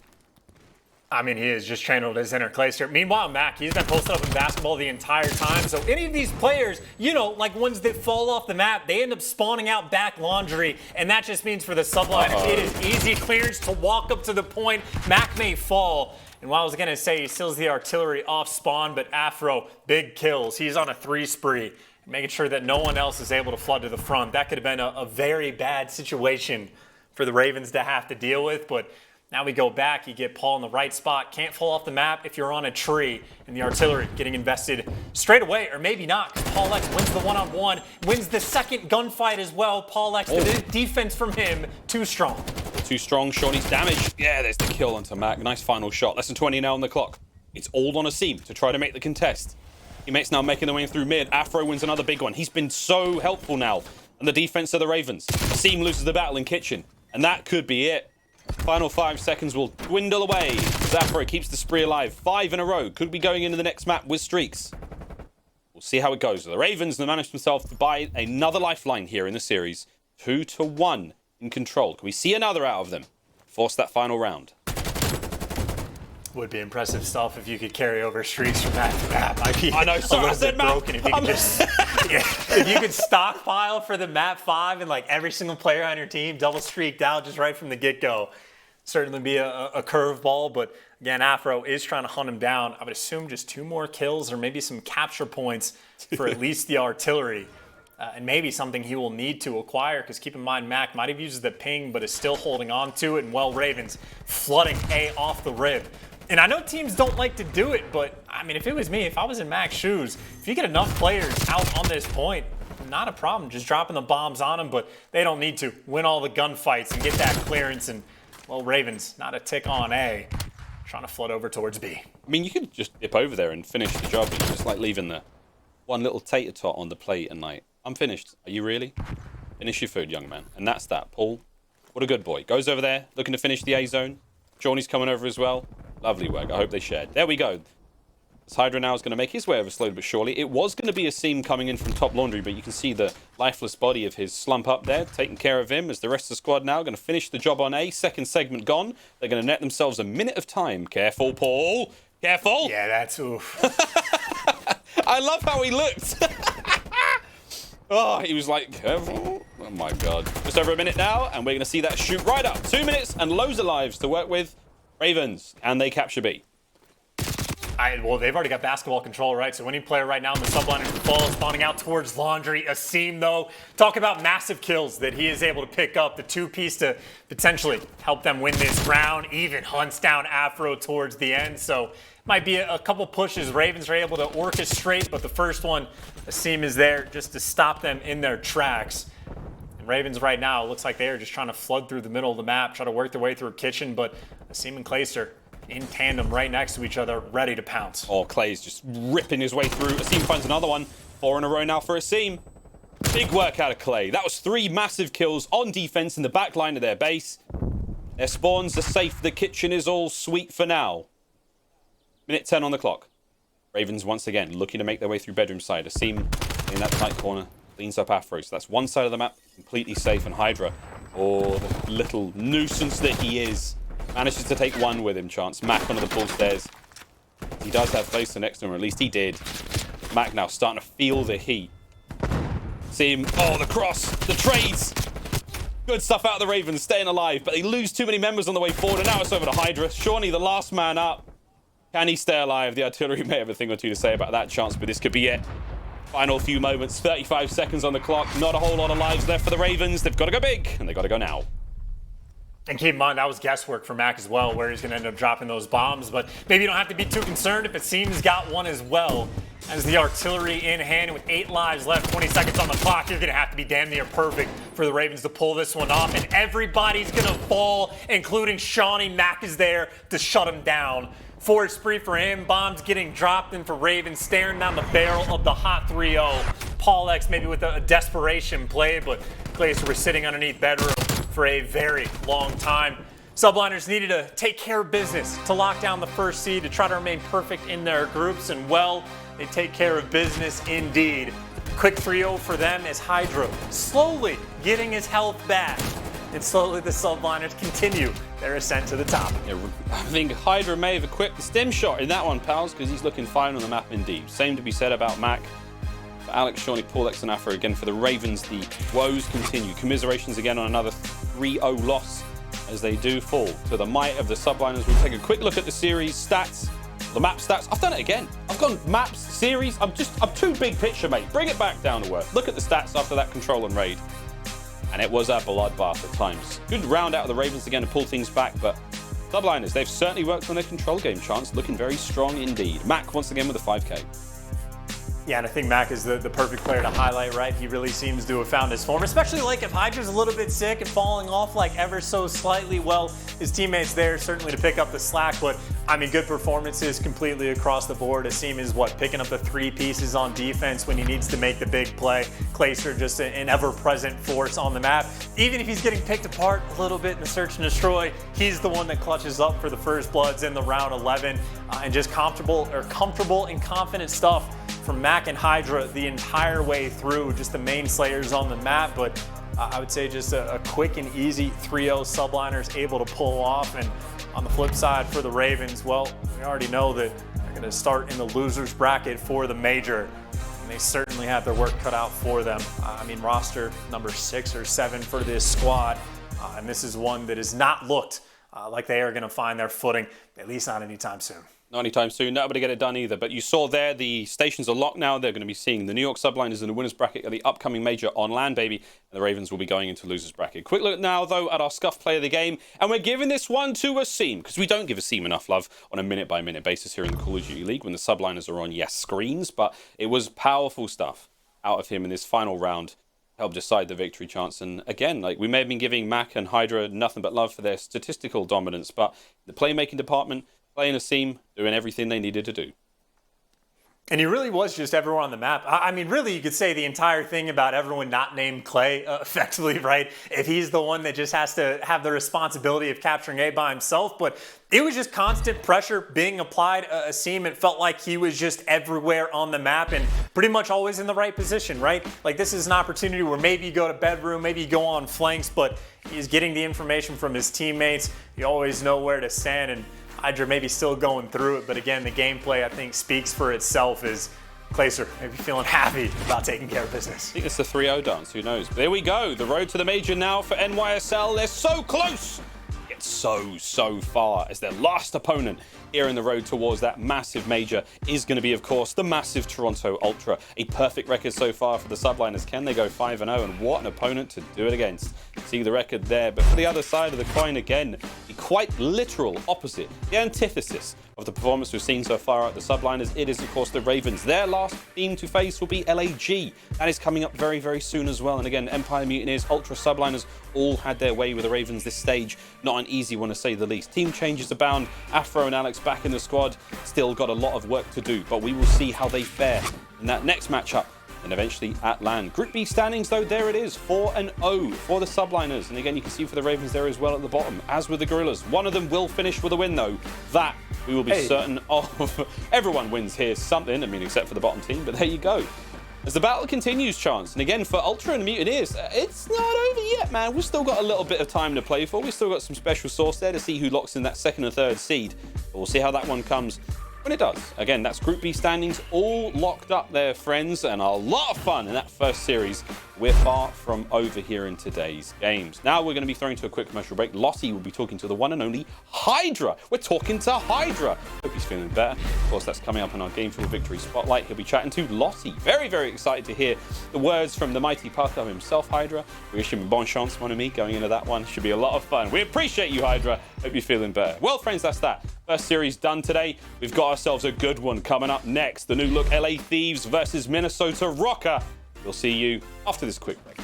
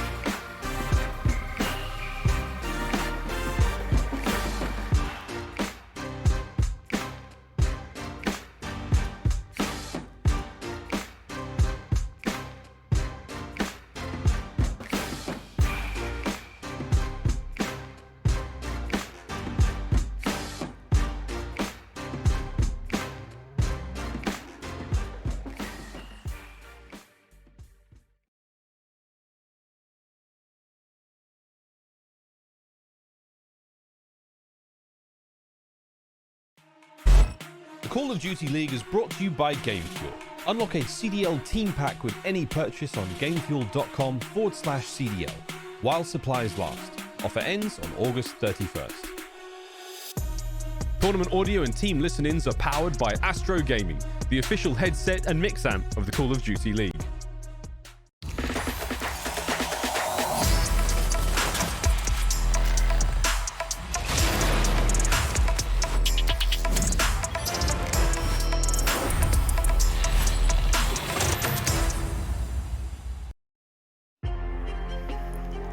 Hello everybody and welcome to your Game Fuel Victory Spotlight. I am joined by HyDra from the New York Subliners.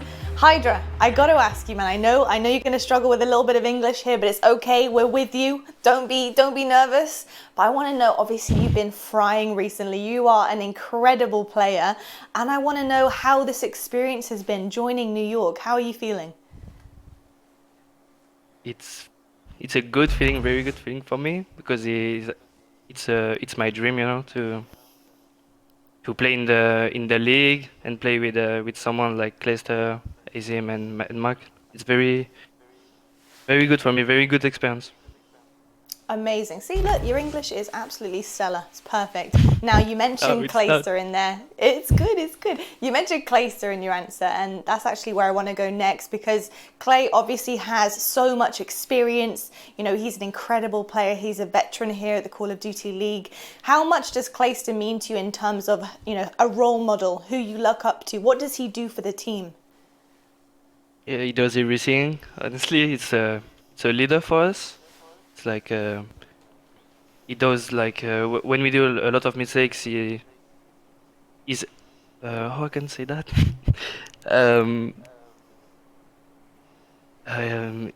He helps guide you. He helps guide you. Yeah, he helps us to fix that, and so it's just the entire team, honestly. He does everything. Amazing. We can tell, HyDra. We can tell he is very good at what he does. I tell you what, he believes a lot in you. He talks about you all the time and about how much you've done for this team and how you've come on and how great you are. Dad. So he's your dad. I love that. He's your dad. Yeah, he's my dad.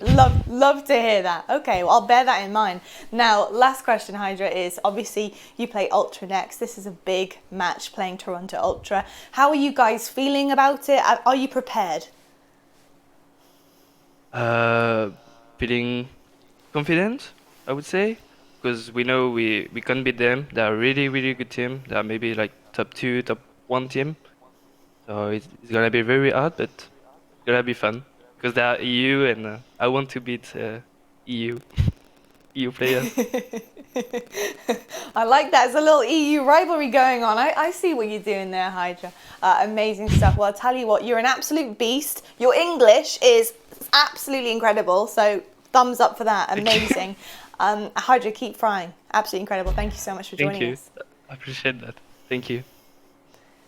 Well, there we have it. We've heard from the French phenom now. I am so happy. That's a bit of a goal for me. I was so excited to hear from HyDra, and now I can check that off my interview list. Amazing stuff from NYSL. But I tell you what, we have an absolute banger coming up next. We have LA Thieves, obviously debuting once again. Slasher and Huke coming back to the team, going up against Minnesota Røkkr. This one is make it or break it, and we'll see you guys after the break.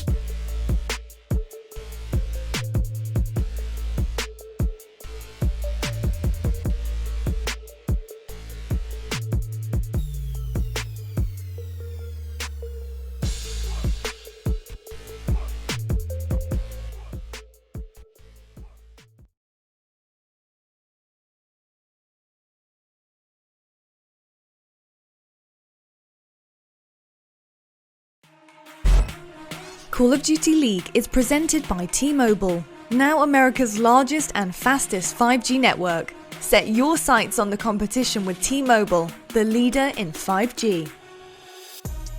Scuff, the official controller of the Call of Duty League.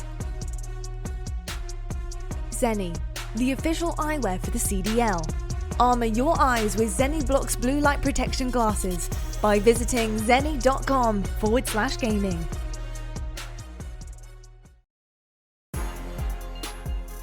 Ladies and gentlemen, it is time. Welcome back to the Call of Duty League. Lovely shots there of Echo Park here in Los Angeles, where my dog desperately tried to kill a goose. Thankfully he didn't, as we taught him to be a good boy. And indeed, a lot of good boys in this upcoming series, friends. Minnesota Røkkr taking on our home series host, the LA Thieves, and it is a very new look for the roster. Huke and Slasher are back, baby, and we're going to be seeing what they can be doing against Minnesota Røkkr. Quick look at Group A standings before we get into the mix. Atlanta FaZe sitting atop that one, but an interesting situation to be in indeed. If Røkkr win today, they secure themselves a spot in the winners bracket at the very, very least. For the LA Thieves, though, if they lose this one, obviously things get tough, but if they win it, they tie up with Chicago OpTic. Their matchup later on, that's going to be deciding who gets winners. That could be very fun indeed, but let's get into this one, friends. It's time to go big or go home, because quite frankly, we're all excited to see this one. A massive change for LA Thieves, and Røkkr starting to find their feet a little. Chance, how you feeling, brother? I'm feeling great. We got Huke and Slasher back. It's been over 2 months since we have watched Slasher play Call of Duty. Normally, that only happens in the off season. And I mean, he's the player, right? You see the Thanos gifts all the time. He is genuinely one of like the best ARs, if not just one of the best players in Call of Duty history. It is nice to see him back, and this is just a massive opportunity, I would say, for every single one of these players on the Thieves to hit like that final form, right? You get Thanos potentially gonna snap, you get Huke potentially able to return to be one of the best players in the game. This is a roster, if they can bring it together, they're gonna be looking for chips and wins, but unfortunately for them, I mean, they've had like a week of practice together, really try to get in the swing of things. Well, get in the swing of things, they absolutely have to pretty much right now, because the clocks are ticking, friends. Dread it, run from it, Slasher arrives somehow every single time. Let's meet the new roster, friends. Time to meet the LA Thieves.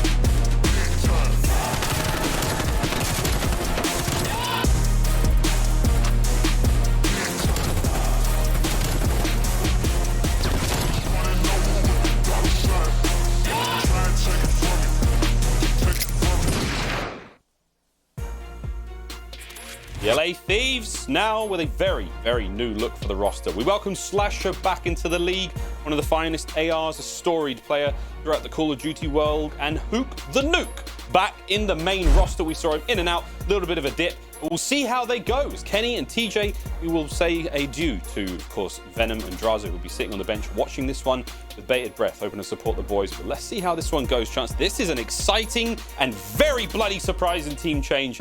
I would say late into the stage.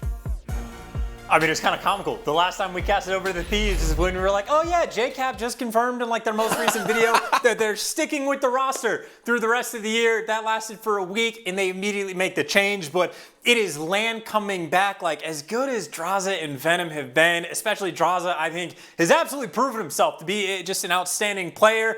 It's Land, and you got Slasher on the bench. Like, it is an understandable decision. I think we've said that about pretty much every decision that the Thieves have made, that it's understandable, but they're looking for the one, that key to success, the mix of like players that they have at their disposal. There's a combination here that they have where they can win chips. This is the one they're looking for to try to make it happen right at the tail end of the year. Yeah, right at the tail end of the year, and a very dramatic finish we may be seeing them have. But now it's time to meet their opponents. It's time to rock and roll and meet the Minnesota Røkkr. Røkkr certainly come to play. They can't stop it. They can't stop the kid. They can't stop it. Oh, Priestahh. It's Standy! Cuts them all down. What was that? Bang! MajorManiak, 200 IQ, 10 out of 10 play. Oh my word! But Dashy's going to save the day. Røkkr are kings of the north. Minnesota Røkkr playing for a spot in the winner's bracket here in this matchup. A victory will set them up for success coming into the next major. MajorManiak attach Standy and Priestahh. Recent form chance, what do you make of them, man? It's been a little up and down. There is certainly potential, and honestly, this is the match for these guys to win, right? You're playing against a fresh team. You get the win, you're in a winner's bracket. It cannot get easier than that. And I also think this is a team that has put themselves on certain maps in very specific situations where if they can start to execute, then they'll kick their gameplay up a notch. And that's why for their game fuel keys to victory, find those big plays in the hard points. In Moscow especially, this is a map that they have been going back to time and time again throughout stage 4. And it's those moments where, like, you know, you got a guy hiding in the back of the map on P3 waiting to make the big play. Some guy that's key on their rotation that needs to pick up the 2-piece. They have found themselves in these situations consistently, executing on the big plays. Minnesota have struggled just a little bit on. So if they start to make that magic happen again, they're going to start to take away a ton of these maps. And for the second point, well, Search and Destroy has been a bit of a problem. Not as consistent or as strong as you would expect this roster to be. And well, Attach and Priestahh, the two players, via a .42 and .71 respectively throughout stage 4. They just haven't quite found their comfort zone yet, but if they can pull it off, they'll be good to go. On the flip side for Thieves, difficult to write their keys to victory, right? It's a fresh team, 2 new players on the roster, or 2 old veteran players now getting back with the old team. So I think selfish plays they shouldn't shy away from. And it's just the situation, if you've had only a week of practice, it's not like your chemistry is going to be completely on point. If you see that opportunity to let a player run past, try to pop off and pick up that big 2 or 3 piece, anything these guys see on the map, their individual talent is high enough that they should trust themselves to execute on those plays. And on the flip side for TJ, he is the player that I think as purely an individual really needs to step up in his performance, right? One of the bottom KDs in the league throughout stage 4. And TJ historically has been a player where when he pops off, can look like one of the best players in the world. It feels like it's been quite some time since I've seen that version of TJ. Yeah, TJ, tough scenes there. We saw, 6th lowest KD in the stage so far. This is going to be a very interesting matchup again, friends. Brand new LA Thieves going up against Rokkr again. Rokkr playing for that spot in the winner's bracket of the upcoming major. Maps and modes on your screen, pals. Garrison, standoff, Garrison. Moscow, and that again, Miami for the overtime. Map number 5, should we have to go the distance. And I must admit, my pick'ems have demanded it. I would like to see a game 5. The victor, I will leave that one up to you, friends. Again, I know at some point you're going to be able to follow along with the talent in the pick'ems, but for now, I'm looking to go back to back, baby. But let's see how we fare. Again, for the LA Thieves, this would be an incredible statement to make after making a huge roster change, take down a team like Rokkr, and get themselves another shot at winner's bracket glory going into the major. But for Rokkr, again, man, it's just to prove that our team changes were great as well. We're in fine form. We're starting to turn heads. We're starting to get back to that top 2 finish that we saw, going into the start of the CDL 2020 season. Will they be able to find that success here, though, as we roll into Garrison Chance for the first time in a very, very long time? We've got ourselves a slasher on our screen. Let's get it. And I'm almost like giddy with excitement to watch this man play. The number of gifts or comments are just like, oh, Land's coming back, like you have to put me in. Slasher, I can only imagine how hungry he is for the opportunity to get back in the action for the CDL. You know that he is absolutely a player that has been going through it in challengers, and you know that he wants to make an impact straight off the rip. We'll see if he can make it happen on Garrison. Come out of challengers, either a very, very strong individual or a chrysalis of a man. So far, TJ manages to get himself a nice 3 off the rip. A shot punch was in there as well. It's TJ, maybe in his PJs. Looking mighty fine right off the rip here. Early time going the way of Rokkr, but the Thieves have bounced back in a nice way, and TJ still doing a good bit of work here, locking down mid-map. See all these angles he has to watch here. He's doing a magnificent job so far. Wins another one. That's 4 in a row now for TJ. Good start. We do have Rokkr back on the point. And I would say great patience as well, right? He knew Standy was somewhere around that truck for the longest time, but didn't overcommit and is finding the kills. And you need the man to step up, and he's thinking about score streaks after just the first hill. 5-0 already, and his teammates picking up all the kills. He gets to be the roaming slayer, and even though he gets dropped, you see at the very least his teammates have secured the rotation over towards P2, and fun enough, you start out 5-0 and you're still down by 20 points. So Røkkr certainly making the best of a bad situation is attached right now, trying to think about how to bully his way through the back of the map. We'll try to get it done. Use the rotation, attach, and I'm going to make much more happen up front. TJ, he'll do the best he can, but he can't win that second gunfight as well. MajorManiak manages to catch a Kenny. Oh, it's a slasher as well. Just like that, hard point flips. We're going to see the members of Røkkr now in control. Nades are out and about, no trophies just yet to be seen, but we're all sweet for now as MajorManiak blind face plants into the brick wall. And a couple of bullets there from TJ. The battle still continues, Chance. We still have Røkkr in a bit of a, I would say, a decent position, but there we go. The final kills are done. Thieves with the next 15. I mean, I would say in a very solid position, right? I mean, you had TJ streaking out. He picks up 3 kills straight off the rip. You end up P1 with, what, a 20-second lead. Now you got to deal with the team that's get the full setup for the actual rotation over towards the next hill. They break through with ease. Effectively tied up going into the new hill, but now for Røkkr, this is their first real attempt at locking down any sort of money hill. You see all of the pressure being poured on Green Alley in the middle of the map. Slasher, TJ, and Kenny trying to work their way through, but meanwhile, Priestahh just actually hanging out inside the hard point, collecting all of this time. Well, you got the hard point time going the way of Røkkr, but I know what the fans want. The fans want to hear the comms of the new LA Thieves, so we're going to give them just that.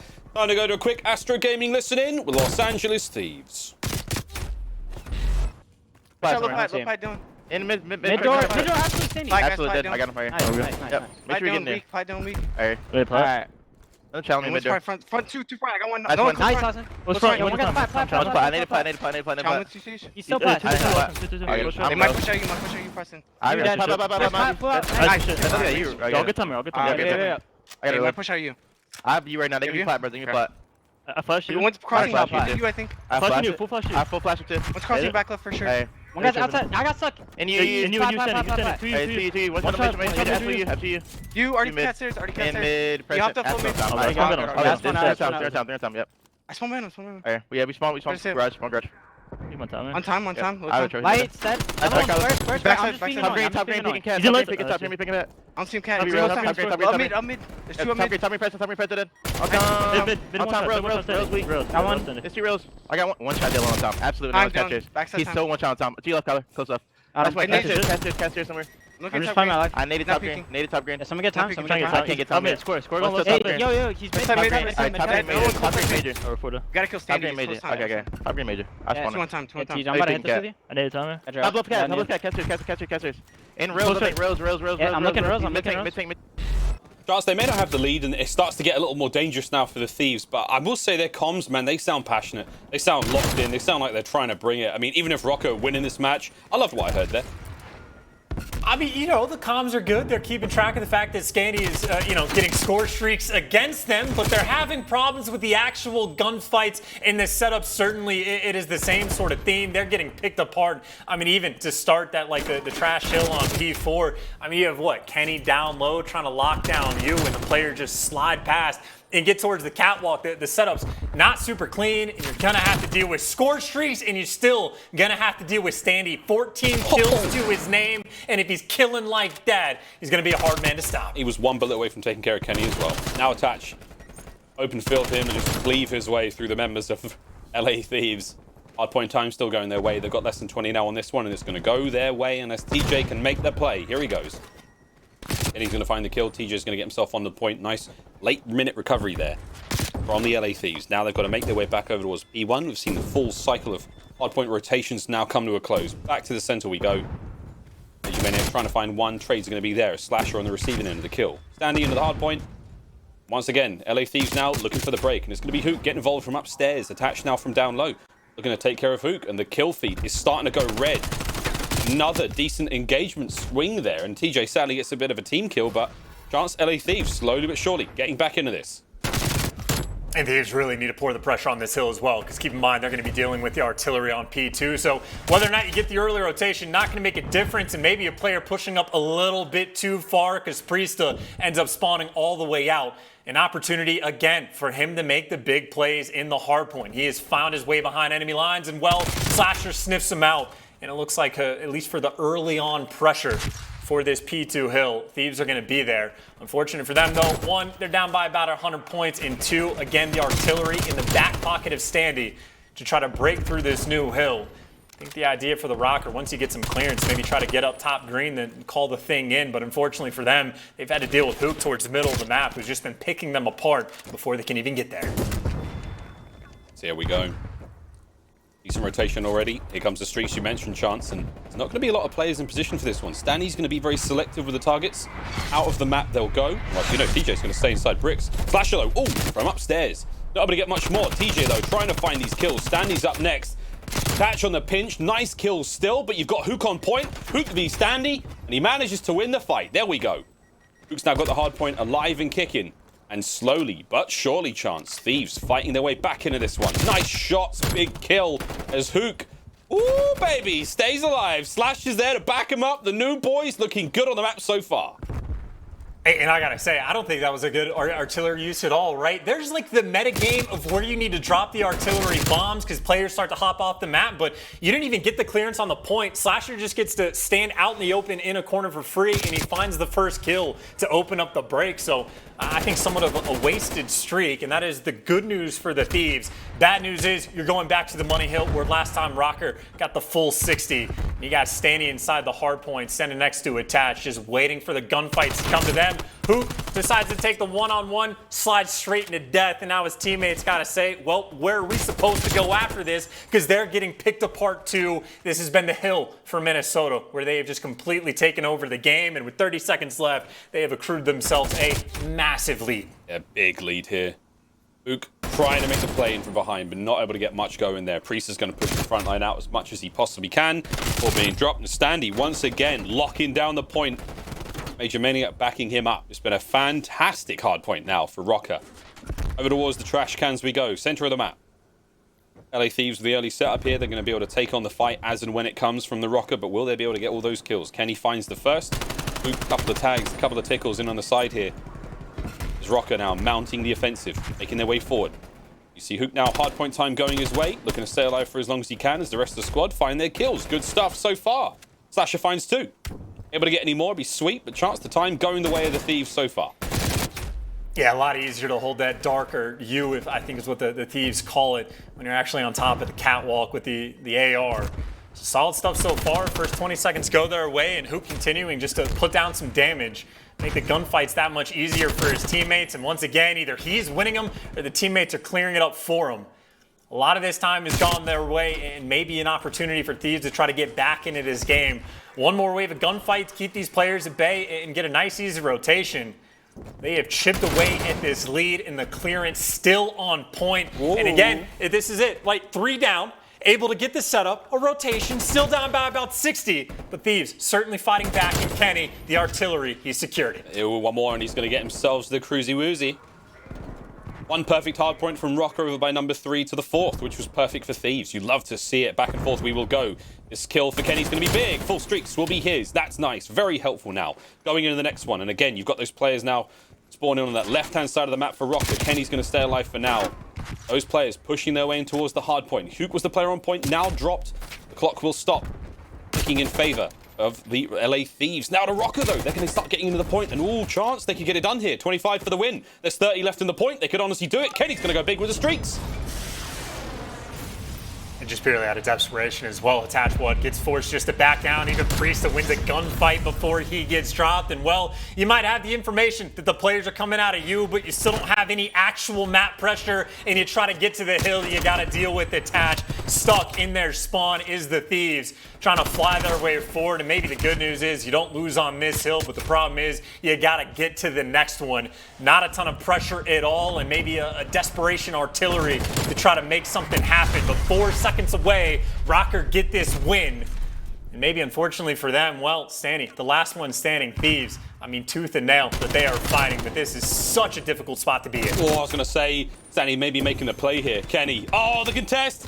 It comes to a close, and now you've got Rokkr in the point. That's that. One decisive kill was all it took. Minnesota Rokkr start the series off strong. The win there on Garrison Hardpoint. Thieves, it was a mighty comeback indeed. Solid individual plays out of Kenny. We saw some good plays all around, but at the end of the day, Rokkr came out swinging too hot out of the gates. Difficult comeback to mount when they had such a massive point lead working in their favor. Still chance, I've got a good feeling about this series, mate. I think we're going the distance, and I sure as hell hope so. start. I mean, potentially so, but I gotta say for Røkkr, I mean, even off the rip, just making the best of a bad situation. You lose the opening break. TJ's picking up 3 pieces, looking for streaks, and you turn that into a 20-point lead. You go into a P2 hill where Thieves have the full setup. You break through it like it's butter, and then you go into P3 and just get that full 60, and that is pretty much where Røkkr just solidified the game. That third hard point, full 60 both times around. Too big of a lead for Thieves to have to deal with. And even like the hill after that, right? Another hill where Thieves get the full setup on P4 where they just get completely picked apart. Minnesota Røkkr, first hard point win they get against the Thieves this season, and a happy one for them to get because it wasn't even their map pick. They've been looking at the Moscows this entire stage 4, but they get that first one on board. And for Thieves, well, not a fun spot to have to be in for your first game with the new team. I mean, difficult, but to be completely frank, I mean, they looked fine out there. There was nothing particularly bad. They were losing a couple of individual gunfights at times. The trades didn't really kick in until sort of like third, maybe fourth hard point. Now it's going to be choice words for the squad as they get ready to move into map number 2, Standoff, Search and Destroy. Map 2 of this series. We come back after this very quick commercial break, friends. Don't go anywhere. More Call of Duty League upon our return.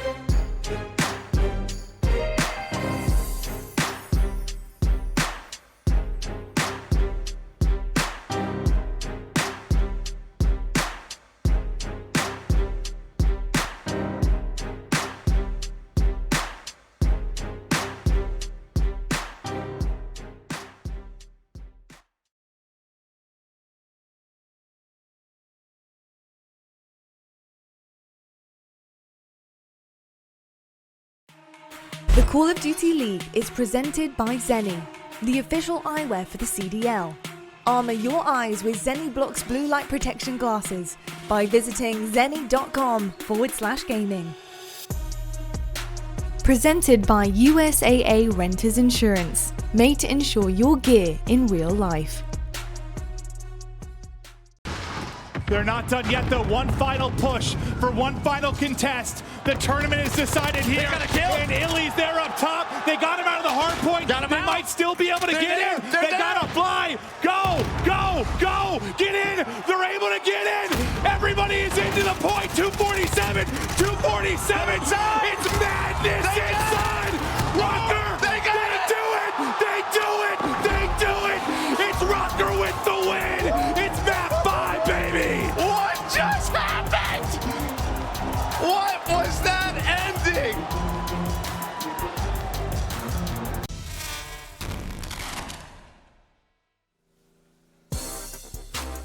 Oh, another little reminder, friends, of the excitement that awaits us once we all get back in a one room together and we can all get stinky, sweaty and enjoy Call of Duty in person. Woo, what an exciting series that was.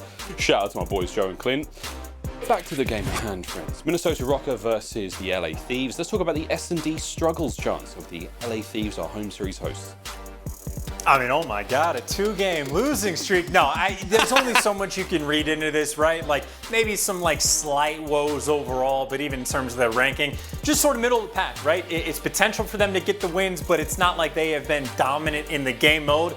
And I gotta say, I mean, looking at the roster, same sort of vibe where there like is a massive amount of clutch potential. I think TJ is still a player where it's sort of zeroing in on is supposed to be that guy in S&D, the man that goes in, gets your bloods, occasionally have those games where he just drops bombs, get those double-digit victories, but I will say, I think Thieves, at least from the game number 1, it's not like getting the kills was the problem, right? Like Kenny's going on like back-to-back 5 sprees. TJ starts off the game like 9-3, 9-4, but they just did not make use of their kills at all.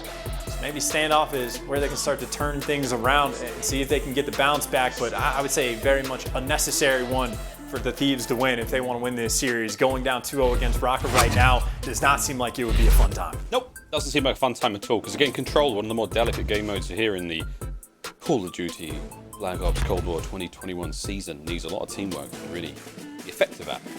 Search and Destroy on standoff, those coming up in just a brief moment, as far as I turn away from my microphone. I'm ready, though, Chance, to get back in this. Again, a mirror of what we've seen so far in the Ravens versus the Subliners. We're going to stand off for that Search and Destroy second. Where do you think this is going to go, man? And of course, Rokkr were once upon a time an incredibly formidable search team. How do you think today's going to go? Rokkr seems a team to me where, like, unless, you know, like if Standy's going off and having a pop-off game, they just play very, very well, but they are still beatable if you're just able to outplay them. So if the guns are hot, you can certainly take them down, but if not, Rokkr are just going to punish you time and time again. Nice flashes off the rip, maybe from either player right there, just to spot out for the information. By the way, Priestahh right next to Huke, but Huke ends up getting that win. First blood for the Thieves. Standy. Oh, can't quite get them both. Huke finds his second of the round. Change of gunfire downstairs. Attaches in trouble. MajorManiak now to bring the help forward. Huke's still alive. Slasher on the flank. Nice timing. There's one. Oh my God. Doesn't finish the kill. Huke though. Kill number 3. The ace! As the nuke is back, baby! Nice opening round from the Thieves. Ooh, gun might not be hot for Slasher right now, but Huke, the cleaning and wrecking crew, maybe just calculated from Slasher. Knows how many kills that Huke might be able to get, and is like, you know what, we're 1 round in. Maybe already think about some score streaks. So Slasher, the big brain, right? Misses a couple bullets just to set his teammate up, but I'd say perfect start. I mean, if I'm Huke, I'm grabbing that bomb. Maybe trying to think about, you know, planning it, getting some extra points, thinking about the score shoots. Maybe not, just give it to Kenny. See if he can work his magic over towards A. Huke with a delightful start in that first round. What's he going to do now in round number 2 is, oh, who's that? In the flank, getting a bit naughty. Huke, 5 in a row. Good job. Nice coverage. TJ staying alive in that situation. Huke really being very mobile on standoff here. Man advantage to the Thieves' chance. Rokkr's now got to defend 2 bomb sites. Ooh, nice shots from Priestahh there. What will the Thieves do? The double headshots as well from Priestahh. I mean, Slasher through a shoulder for a quarter of a second. Gets chopped down to half HP, but you see the idea. TJ trying to just bait for Huke if he can. Priestahh, though, making the reads and keeping these players at bay. We've seen this quite a few times, even from the Raven series. You try to push the back alley, see players in the back, and just wrap the bomb out. And TJ's already cut his way through Brown. Kenny has got to start thinking about getting that bomb down. 30 seconds on the clock. It should be good. It's going to go over Standy. Oh, it does land. Nice kill. TJ gets involved in mid. 2 from him. Thieves with another big round. They go up 2-0. Quick stuff as well. I mean, again, just the fast rotation. Poor Standy. I mean, he's got Huke on one side of the deli. He's got the entirety of the Thieves on the other. And no trophy inside to help him out. So efficient work for Thieves. No overcommitments over towards that back alley. Just a nice little rotation to spot out some information, wrap it back, and really just execute the game plan. 2 rounds in, and again, Huke 5-0. You just have to keep him in the back of your mind. If he starts picking up some more kills, well, again, artillery and crews on this map, pretty devastating. With 2 open bomb sites and Kenny striking for the first blood. That means Thieves 3 for 3. He's yet to die. He's yet to die. No one seems man enough to the task to bring him down today. 6-0. Flasher. Doing where he camps in the back line. TJ's going to go down. Huke, the rebuttal. 7 in a row. Flash is on defuse. The last remaining member of the Røkkr has been gone for a while now, and they're going to give it to Huke. You're going to give him full streaks this early on.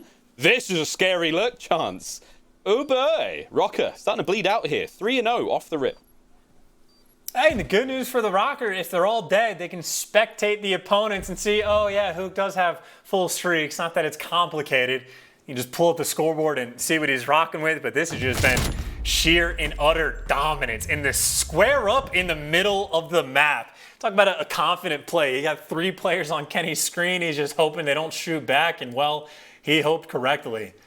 Just a bold strat call coming through, and again, Huke the Nuke, 7 kills to his name, 3 rounds in, double streaked out. You can basically send your entire team as a full commitment to try to plant the bomb. Huke can play a corner in the back of the map, and they can win the rounds. Or he can just fly at them and get the kills that way. He got 8 before he finally got dropped, and again, 4 for 4 on first bloods, and a 3v2 man advantage for the LA Thieves. Ooh, he does die though. Unfortunate, but not a bad spot to be in. 3v2 now. LA Thieves with the man advantage, just 1 man per site for Røkkr on defense. And Slasher, not an intended line of sight, I don't think, but he's going to make that one work. Priestahh, a little bit of parkour now to try to get back over towards A, but B-bomb site now in the hands of TJHaLy. And here comes the push. MajorManiak doing what he can. Not a lot of shots dealt. Kenny and Slasher are going to make quick work of him. And now Priestahh in a tough spot, trying to make it that little bit softer. As he's pounding his way through the LA Thieves, 1 player at a time. And oh my god, Kobe. Oh my god, he went for that one, Chance. Okay, 1v1, okay. LA Thieves get themselves another round. It's 4-0 so far. Great stuff here on Standoff. I mean, you see the plays right there from Priestahh, and even a little bit earlier on, you saw the attempt from MajorManiak. It's not like this team isn't capable of making the plays. The biggest issue for them, 4 for 4 for first bloods. The Thieves have been finding every single entry kill. And again, I mean, you got Huke with full streaks who doesn't even care. He's just flying at you because he knows he's going to win the gunfights. I mean, this has been a confident bounce back Mack. Again, in my mind, a must win for Thieves, and doing so in emphatic fashion. First bloods again, this time Huke a little bit slow to the draw, and they get picked apart. The nade may be there to kill attach, but either way, man advantage for the Røkkr, who need to close this round out. First time we've seen them with a man advantage in, I think, the first time this map, so let's see what they do with it. 105 on the clock. Bomb should be going down towards A. Standy's got himself B-bomb site coverage. Just on the other side of him, Kenny. It's all going to be on Slasher now. The timing here could be great. Kenny with a couple of tags through mid. Priestahh backs him up immediately. Nice job, Slasher. Last player left alive. And it's going to be Standy with a 74U at range. Finally gets Røkkr on the board. And there you go. Really just is the battle of the first bloods, right? You see Huke just a little bit off with his aim, or maybe the timing on when the gunfight's coming through bottom brown. He gets killed. TJ falls apart straight after, and is just a comfortable round win. Maybe you're almost to the point where you don't want any craziness to happen, right? You don't have to send Huke as the first man in. You have an artillery and cruise missile at some point. You got to think, you might as well just use them and win the game. 1 streak to win 1 round, and well, you get the job done. But maybe Huke just no fear in his heart. Maybe he'll just sprint the bottom brown once again. Or maybe he'll pull out the Crimsix and slow the gameplay down. He can do what he wants, man. He's having a great map so far, 8-2. Eyes on Standy. We definitely saw him cross. Penny throws a peach. Lands damage, no kill. Slasher trying to watch the flank, and here we go. Making it rain. Open skies here. You got 2 players pinned over there by grannies, and the curve may come through. Top window. Doesn't find a single person. They manage to hide in the basement. Smart move there. The bomb shelter works out for Røkkr. Any bomb down. Man advantage LA Thieves. They're holding that advantage thanks to some big kills from Huke. Chance it's looking great here. Putting themselves on map point after this round. Priestahh's last one up. What do you got, Priestahh? Not a whole lot as Huke finds kill number 10. LA Thieves, map point. Looking to tie up the series. And got to give quite a bit of credit to Kenny as well, just to find that first blood, right? He's doing the little hop over spot, gets the information on Standy, and just ends up timing it perfectly. I think the nade connects to do some damage, and I have to imagine it was Kenny jumping over the wall to find the actual kill with the Krig, but opens things up, and then again, just the execution with the cruise. Not like it's super complicated. Force all those players inside, get the bomb down, win the round, and don't take any unnecessary gunfights. And you see the sense of humor coming through from the observers, highlighting MajorManiak at 0-5. Love you, pals. Gonna change that. A lot of damage dealt. Standy with the first blood. Here comes the trades. TJ's gonna get 1. Priestahh, nice angle here from top of the store, whatever that building sells. Getting himself into the mix once again, dude. It's insane. That's 0-6, and it's now a 2v2. Priestahh attached, now working their way through towards the newcomers to the roster, Huke and Slasher. B-bomb site is where Attach is really going in towards now, but again, he's got a player in top brown above him. And that's going to be Slasher by the alleyway. Over towards A we go. Pick of the litter they really had, but oh boy, that's going to be a good call. Artillery's up and about. He's going to call it. You make of that one, Chance. I mean, again, you've got this players to shuffle to move, but Priestahh, oh, he's found Huke. Now it's on Slasher in a 1v2. And he's got information on at least one player, knows the bomb is at least roaming over towards Zane. Well, Priestahh makes a little bit too much noise.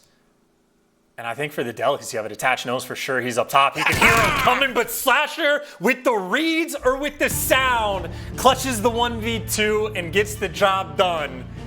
Clutching up towards the end and maybe snapped just a little bit and wiped out half of the roster from Røkkr towards the end, but nothing too crazy. I had to have heard him coming the entire way. Nice plays to close the game out. Picks up the sub and says, fine, I'll do it myself. Sorry, friends, I absolutely had to. Now we're tied up 1-1 in the series after that great stuff on standoff there. LA Thieves bouncing back in a great way. Let's have a look now at the stats. And you gotta give it to Huke, man. 11-3. Also very impressed to note the 1300 damage from Slasher and only 3 kills. But man, setting the squad up for success. Beautiful stuff here. Again, it was the newcomers of the squad coming through clutch there in the final few moments. Search and Destroy looking delightful there on standoff, Chance. I mean, is that what you expected? Mate, honestly, I didn't think it'd be that dominant, to be honest. I mean, with a roster that's coming in with like half the guys being fresh off the bench, I make no predictions, have no expectations. This has to be one of the more difficult series to predict, even for MajorManiak, like S&D Star going 0-6. Not the easiest calls to make, but hey, if you end up throwing the game just a little bit for the map number 1, a couple setups don't go through, not making use of the kills that TJ was able to find early on, got to make sure you bounce back for the game number 2, and maybe, Miles, maybe you were correct. The game number 5 potentially on the horizon, but we got at least 2 more respawns to go to see if we get there. I really hope so, mate. I really do. Well, we're going to take a look now at our US Army tactical play. It's going to be round 1. It's going to be Huke. I mean, you could call it our US Army tactical nuke. Who knows, baby? Because he is back, and he was swinging here on standoff. The first kill goes his way, and he just does that good stuff all round long, man. What a start. The LA Thieves here on standoff. And I think it's really just the aggression, right? Like, you're on defense, you're making plays up through elbow. That's how he's finding the first bloods. Then him and TJ decide just to bully out over towards Brown. And now these players just trapped in. You're in between the Huke and Slasher sandwich. And, well, Slasher gets the player 1 shot, and that is Huke's call. Fly in, get the kills, and oop, piece of candy. There's the second one. Let me get the ace round 1. Make things that much easier. Just a phenomenal game number 2 for the Thieves. Oh, piece of candy. I'll take that one indeed. We are tied up 1-1 here, friends. Going now into our 3rd map of the series. We're playing Garrison Control. We'll see that after this very quick commercial break. Let me know via Twitter what commercial you got. I'd love to know. I want a bit of Dragons, but you might get the World of Warcraft one. You know, the horn one. You know what I'm talking about, friends. We'll see you after the break.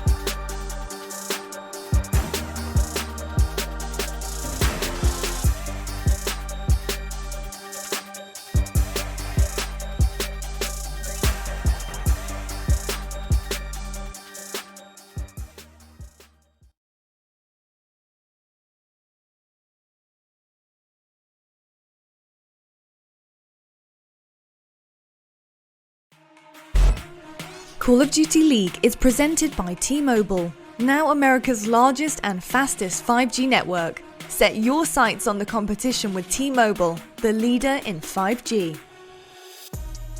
Scuff, the official controller of the Call of Duty League. Seany, the official eyewear for the CDL. Armor your eyes with Seany Blocks blue light protection glasses by visiting seany.com/gaming.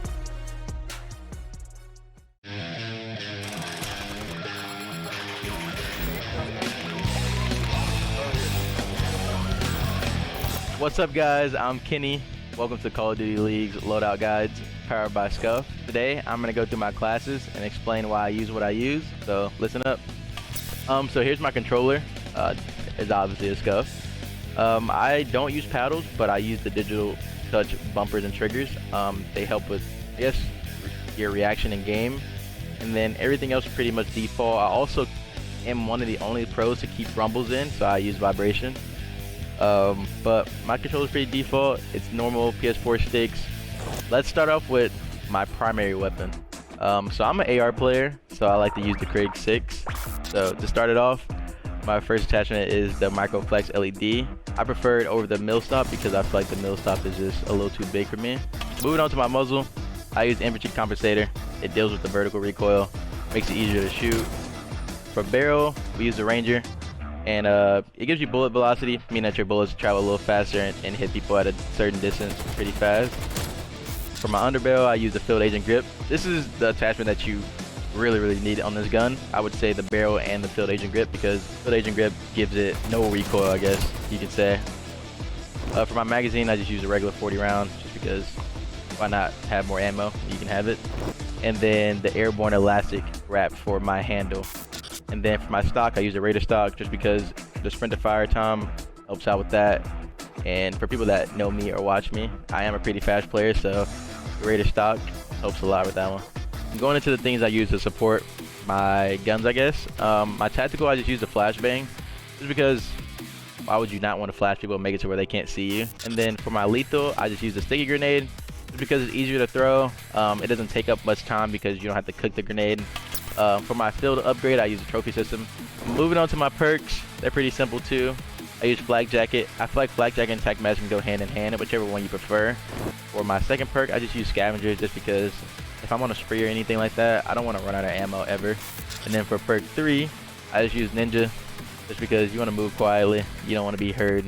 And then finally, for my wild card, I use Gunfighter, just because it allows you to use way more attachments for your gun. Like I said, for the Krig, you need basically all those attachments, just so it can shoot really straight.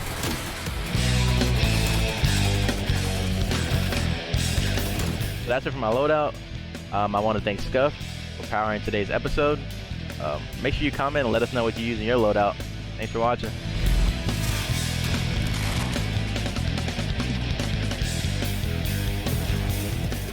There you go, friends. Kenny sharing the secrets there in our wonderful content piece powered by Scuff. We love those guys at Scuff over there. And of course, Kenny putting up good work as we go now into the controls. See how he fares. Again, if you've just joined us, LA Thieves versus Minnesota Røkkr. We're coming into map number 3 now. We are tied up 1-1. And looking at the control stats, Chance, it's one-sided. It's pretty open and shut as far as the numbers are concerned. But do the numbers mean anything, Mason, right now, truly?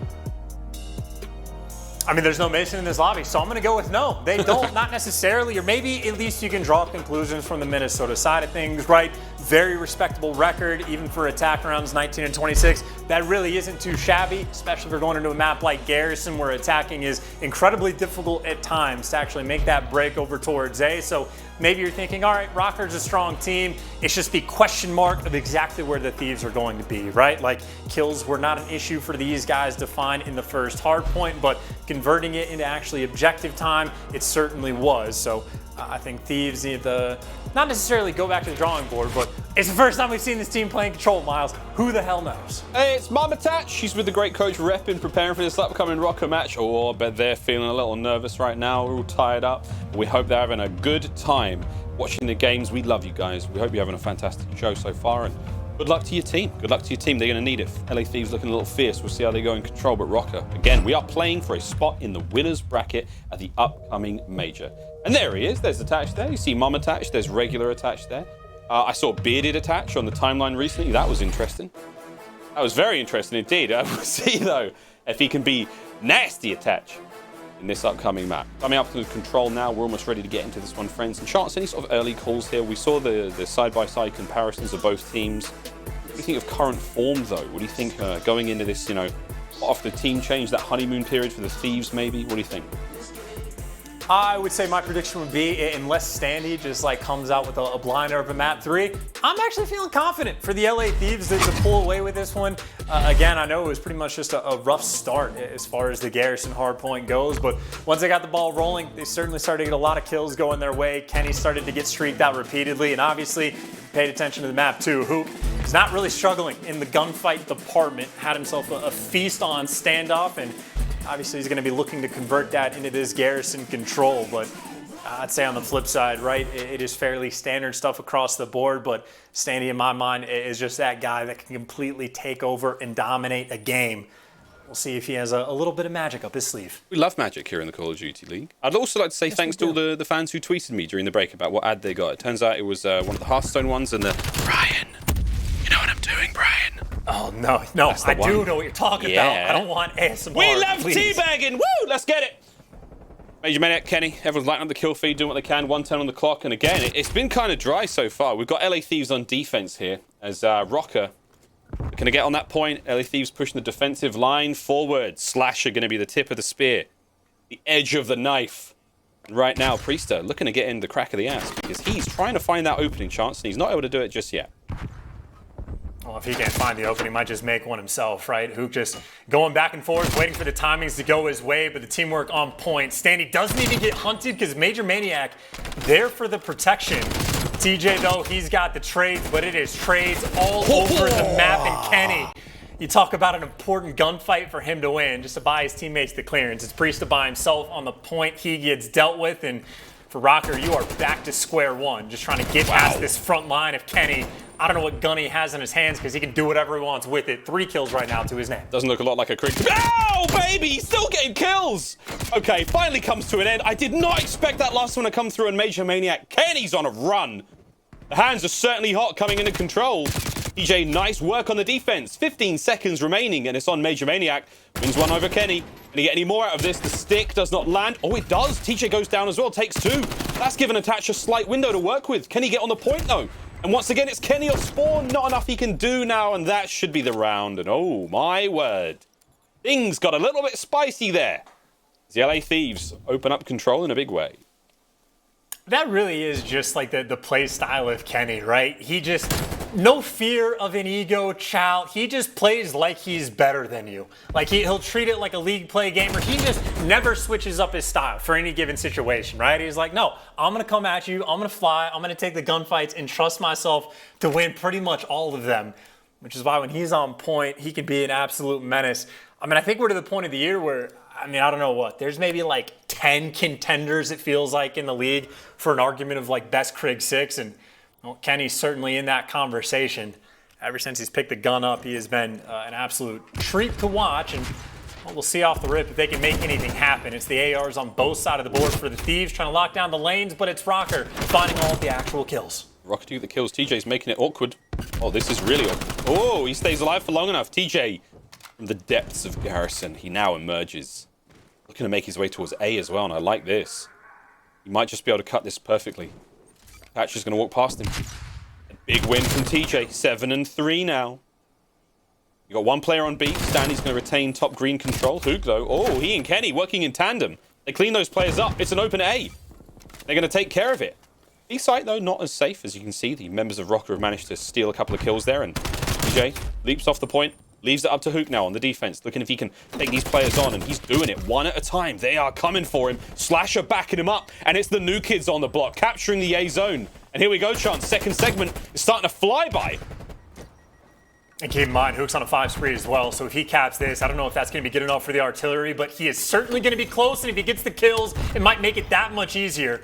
Gets a nice little plus 50 for the assist on that player, and he's got the help from TJ up top. The SMG duo for this team running the show. 5 spree for one, 10 kills to the other, but Attach has done his job. He has bought his teammates all the time in the world to swarm this 8 points, so credit where credit is due. But either way, 2 ticks of progress through on A. Meanwhile, Kenny, you see where he's been the last 30 seconds. trying to work on this progress over towards B. He's found his home and, well, found his demise. Røkkr on the response on defense. Nice little pushback. Nice pushback, and again, it's attached doing what he can. 40 seconds remaining. 2 ticks on A complete, 2 segments, 1 on B. He's looking to finish what they started. If they can get it done here, that's massive. Again, they have 1 round advantage on the defense. Thatch's run finally comes to an end, and it is Slasher who gets it done. Clock ticking. Chance they got to make a play. Over towards B they go, and Slasher is trying to win the battle for green. Standy's got his number. Huke, though, bringing the fight up close. See how long he can last here. And these are massive gunfights to win as well. If you fall well, time starts to get stripped off the clock, and he gets caught Standy from the top rope, top green, able to take him down. But it looks like Kenny and DJ enough for the clearance. B almost certainly going to be secure, and you see the problem for Rokkr right now. TJ has actually drawn their attention over towards A, so he helps guarantee the cap over towards B. Or maybe not, because he didn't put enough pressure. It's actually just Slasher by himself on point. And Standy, at the very least, can contest, and Priestahh can fly in. You try to go for the 2-front attack, and you get picked apart. 10 seconds left on the clock, and it looks like Rokkr might have the ice on defense, as Thieves, in the end, almost hand them the round loss. Oh, it's a big one. The contest, 0.7 on the clock. Huke's managed to slip in. Is he able to get any more done? No, the kills come through the pinches there. The AR's unable to get the coverage over him, and we are tied up 1-1. But Chance, big takeaway there for the LA Thieves. They managed to get 4 seconds. That's going to be huge in deciding who gets the defensive round if we have to go the distance here. You know, on Garrison, it can be pretty big, but ooh, nice start so far for both teams. And I mean, that's the silver lining, sure, but I mean, they genuinely just completely threw that round away, right? I mean, you don't, I sort of like the idea if we go to like the split push over towards A, but like if you're playing up on the boxes, you're just going to get swarmed and you're not buying your teammates enough time. Like TJ either has to be like on the back radar truck to slow things down, or, you know, after you get all the kills, just stack the point on B and make sure you get the guarantee. Like you've done the hard work getting 2 ticks of progress, but I don't know. I suppose we could rant all day. As it stands, a 1-1 tie. We go back to the opening breaks in Minnesota, looking for the opening. Opening tags from Priestahh, trying to keep his 4 spree alive. 6-5. Nice shots. The rest of the team now making their way forward, and finally comes to a close. Slasher, great game awareness. Not able to let Priestahh get away with that one. Streaks can be very, very helpful here on Garrison indeed. A lot of coverage still, but that A zone, wide open space, artillery, really makes short work of players there. TJ there on the defense by A, waiting for Attach to make his way through. Chance, and 50 seconds remaining. And a little slow. Røkkr about to get their toes onto the B zone. Attach is the distraction, if you will, over towards A. Well, over towards the B zone, Rokkr haven't really put any pressure on the hill, so that has bought enough time for Attach to get hunted top green, but Priestahh able to pick up the 2-piece. Now you pour the pressure on B, and they got 2 bodies on point, and more importantly, they actually have the split push rolling as well. You're trying to get pressure out towards green just to force Thieves to wrap themselves over towards A. So the setup right now from Rokkr, 2 clean, and they're going to make sure they secure the B zone before they start working themselves over to the next one. So fresh and so clean. They've got a lot of mid-map control. Nice pick there from MajorManiak. To the minimap now as you see the play develop. Slasher watching the back line. Damage dealt, no kill. Again, looking at that clock. LA Thieves need to let that clock burn out or kill 24 players of the Minnesota Rockers. The 24 life count there on the right-hand side of the screen. Luke's looking to find a few more here, but again, Røkkr starting to close in. Ever closer towards that A zone they go. Slasher playing deep defense. TJ bringing the fight to the front line. He's going to find one. MajorManiak's tight. He's going to get cleaned up. TJ starting to get hot. 16-10. Can't quite take care of Standy, though. That's going to be the end of the run, but we do have 1 minute remaining. He bought a lot of time for his team there. See one last decent push out of Minnesota Røkkr. Can they find the kills? Well, we got the setup at the very least, right? You got Kenny tucked away in the back tank. He can spot everything out towards the middle of the map and pick these players apart as they try to cross or at the very least feed the information. You know, 2 players are in square, and well, the information gets utilized perfectly. Set up too strong from the Thieves. Now they can push up and try to garner themselves a little bit of map control. A bit more map control. MajorManiak with that sky tank position is going to be able to find one. He's got a TJ in the middle of the map. That could be the death knell. As soon as those players come forward, they've still got to check that mid tank. TJ's going to find it. Only gets 1, though, before being dropped down. Final 20 seconds now as the push from MajorManiak just to get onto that point and stop the clock. But he's got Huke to worry about. It's 2 members now of LA Thieves on defense. Now the final 10. MajorManiak waiting for the reinforcements to arrive. It's going to be one decent push, and here it comes. Standy's up top. Slasher's going to find the first kill. TJ with an aid, and Slasher once again. He cuts them all down, and that's going to be another round for the LA Thieves. Clean stuff through and through, man. It is very much, it seemed like the story of this game from the side of the Thieves, and maybe this just goes to show that, right, fairly brand new team, still working out some of the kinks and whatever their setups are going to be, but when the setups are on point, they pick them apart, right? Get the clean 4 down, push up for map control, and make sure the setup over towards the truck just too strong on A. And I would say the only round they lost, they just sort of threw away. Just not quite on the same page, but as soon as they get there and bring it together, obviously we're expecting this team to be a force, but still need to close this out because on the attack we go, and for the flip side, for the Røkkr, defense, you got to be confident in your ability to win those and try to force that round 5. And obviously if you're thinking for the Røkkr, enough ticks were pushed past in the last offensive round, you're going to want to win this one fairly dominantly. Gotta get it done. Standy's been getting roughed around quite a lot so far in the map, but he's starting to find himself that confidence returning. 10 and 16 overall. A couple of big wins there as he's making his way forward. Again, eyes on the clock. It's about a minute remaining. LA Thieves having to make the attack now. They've got to get themselves out of that spawn on the right-hand side of the map. Not an easy thing to do. Attach on this right-hand side lane. We call this side caution. Over towards the green side of the map, though, that top side. That's where the play's now working out. Huke there on the point. Slowly capturing it himself. Ash caught in a very, very difficult spot. And now over to A we go as well. And once again, it's the Thieves trying to get themselves a play on towards both points. Slasher now alone. Is he able to get a single segment? There's the contest. And he's still going. Standy cut up those players mid-map. MajorManiak does kill Slasher on the A zone. So that's going to be stopped now as well. You see the progress there being drained. Good defensive work out of Røkkr chance. Very, very controlled here in the round. Yeah, Minnesota have been on point, just swarming the site, right? You even saw Kenny trying to jump up in a green to go help out Slasher, but he gets chopped down before he can make it happen. Røkkr on point with making sure there's not too many openings on the map, and well, Huke looking for his next opening, gets shut down immediately. The vibe for map control, Thieves have been struggling to push up really anywhere on the map. They try to work their way through rails and attaches there, at least to keep Slasher at bay. 10 seconds left on the clock. Not a single tick of progress has come through, and the last ditch effort is in. Slasher knows he needs to make the read on top green or check rails. There's so many things they got to watch. Meanwhile, Huke effectively by himself on the point. Yeah, effectively by himself. Final 5 seconds. Is anyone there to really get on it? And it could happen. It could be Huke once again. Loses the gunfight. Røkkr. They forced the final round. It is once again a last-ditch effort from Huke to just get a toe onto the point, and he does. Standy's final few kills here. This was a nice hold, man. This was it. Literally the last moment. There's a big win there from Standy to secure the round. Now we go, Chance. Round 5. Final round. This is to take the control and to take the lead in this series. And well, you mentioned the silver lining for the team of Thieves, right? Even the offensive round that they lost, and in my mind, they sort of threw away, right? You get enough ticks progression, 2 on each point, to make sure that you get that defense for round 5. So maybe it pays off towards the end, or maybe Minnesota has something cooked up.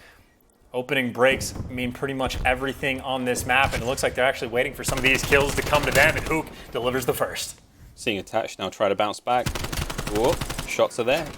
The damage is dealt. Top green though, that position that attach is looking at, very, very important. Because you eyes on the B zone and lets you cut across to the A zone as well. So a real power position. You want to see Minnesota Røkkr get in there if you want to see them find that success. But they're going to do what they can over by the B zone now for the time being. But Slasher on the flank, cuts them both down. Now pushing the front line forward. This is the defensive play you wanted out of the LA Thieves. But Standy answers back quickly, and just like that Chance, the foot race is on. Can they get that green control? Well, they're looking for it, and it looks like the trades are coming through. So Thieves have retained that for now. They have just been bullying out on these flanks. TJ, I mean, maybe a free double kill for him once again, or maybe just the first, or maybe his teammates there to finish it. Huke, the man that's able to actually find the kill, and Kenny wins a nice one just to make sure Minnesota don't get pushed up too far.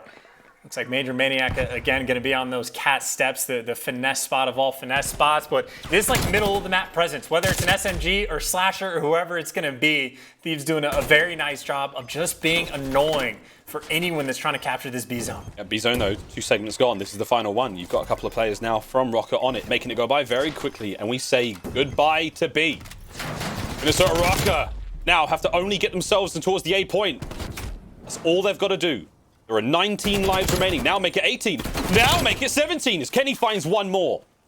And Kenny, oh my God, could not find 3 there. That would have been quite the play. 17 lives each. One more zone, minute 15 on the clock. LA Thieves have to defend. I mean, they can get the stun chance, but it's going to be special.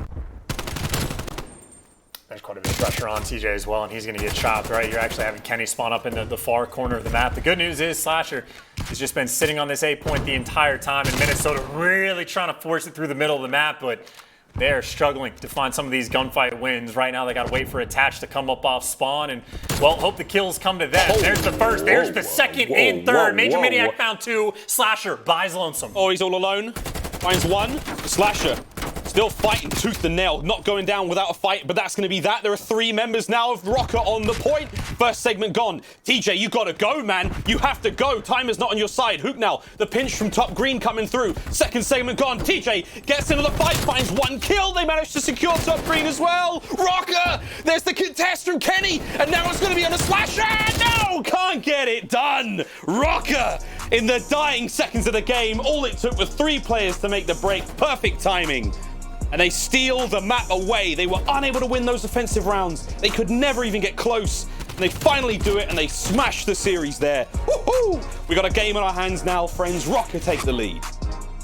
And just not making the smart plays, right? Like your one job when you're defending A, especially if you know that Slasher's tucked away over there watching top green, your entire job is just to not die. Instead, a couple players sliding out, taking gunfights, and this is the 2-piece for MajorManiak, right? Like Huke slides out, arches, gets chopped, and then Kenny, well, just gets beamed.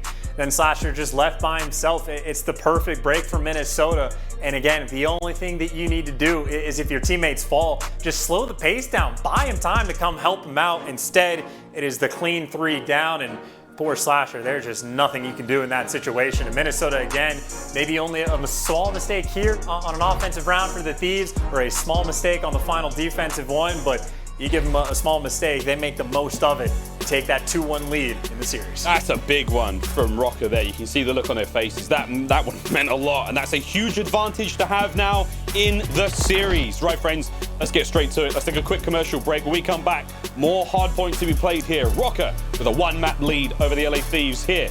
We'll be right back.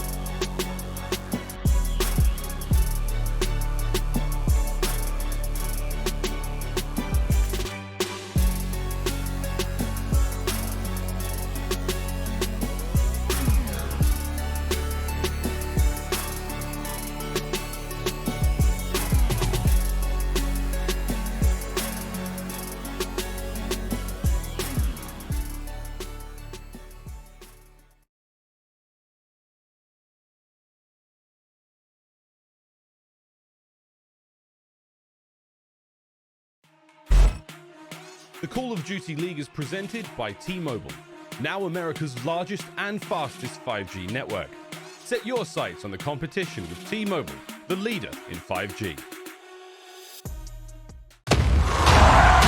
We should be fine. Let's go.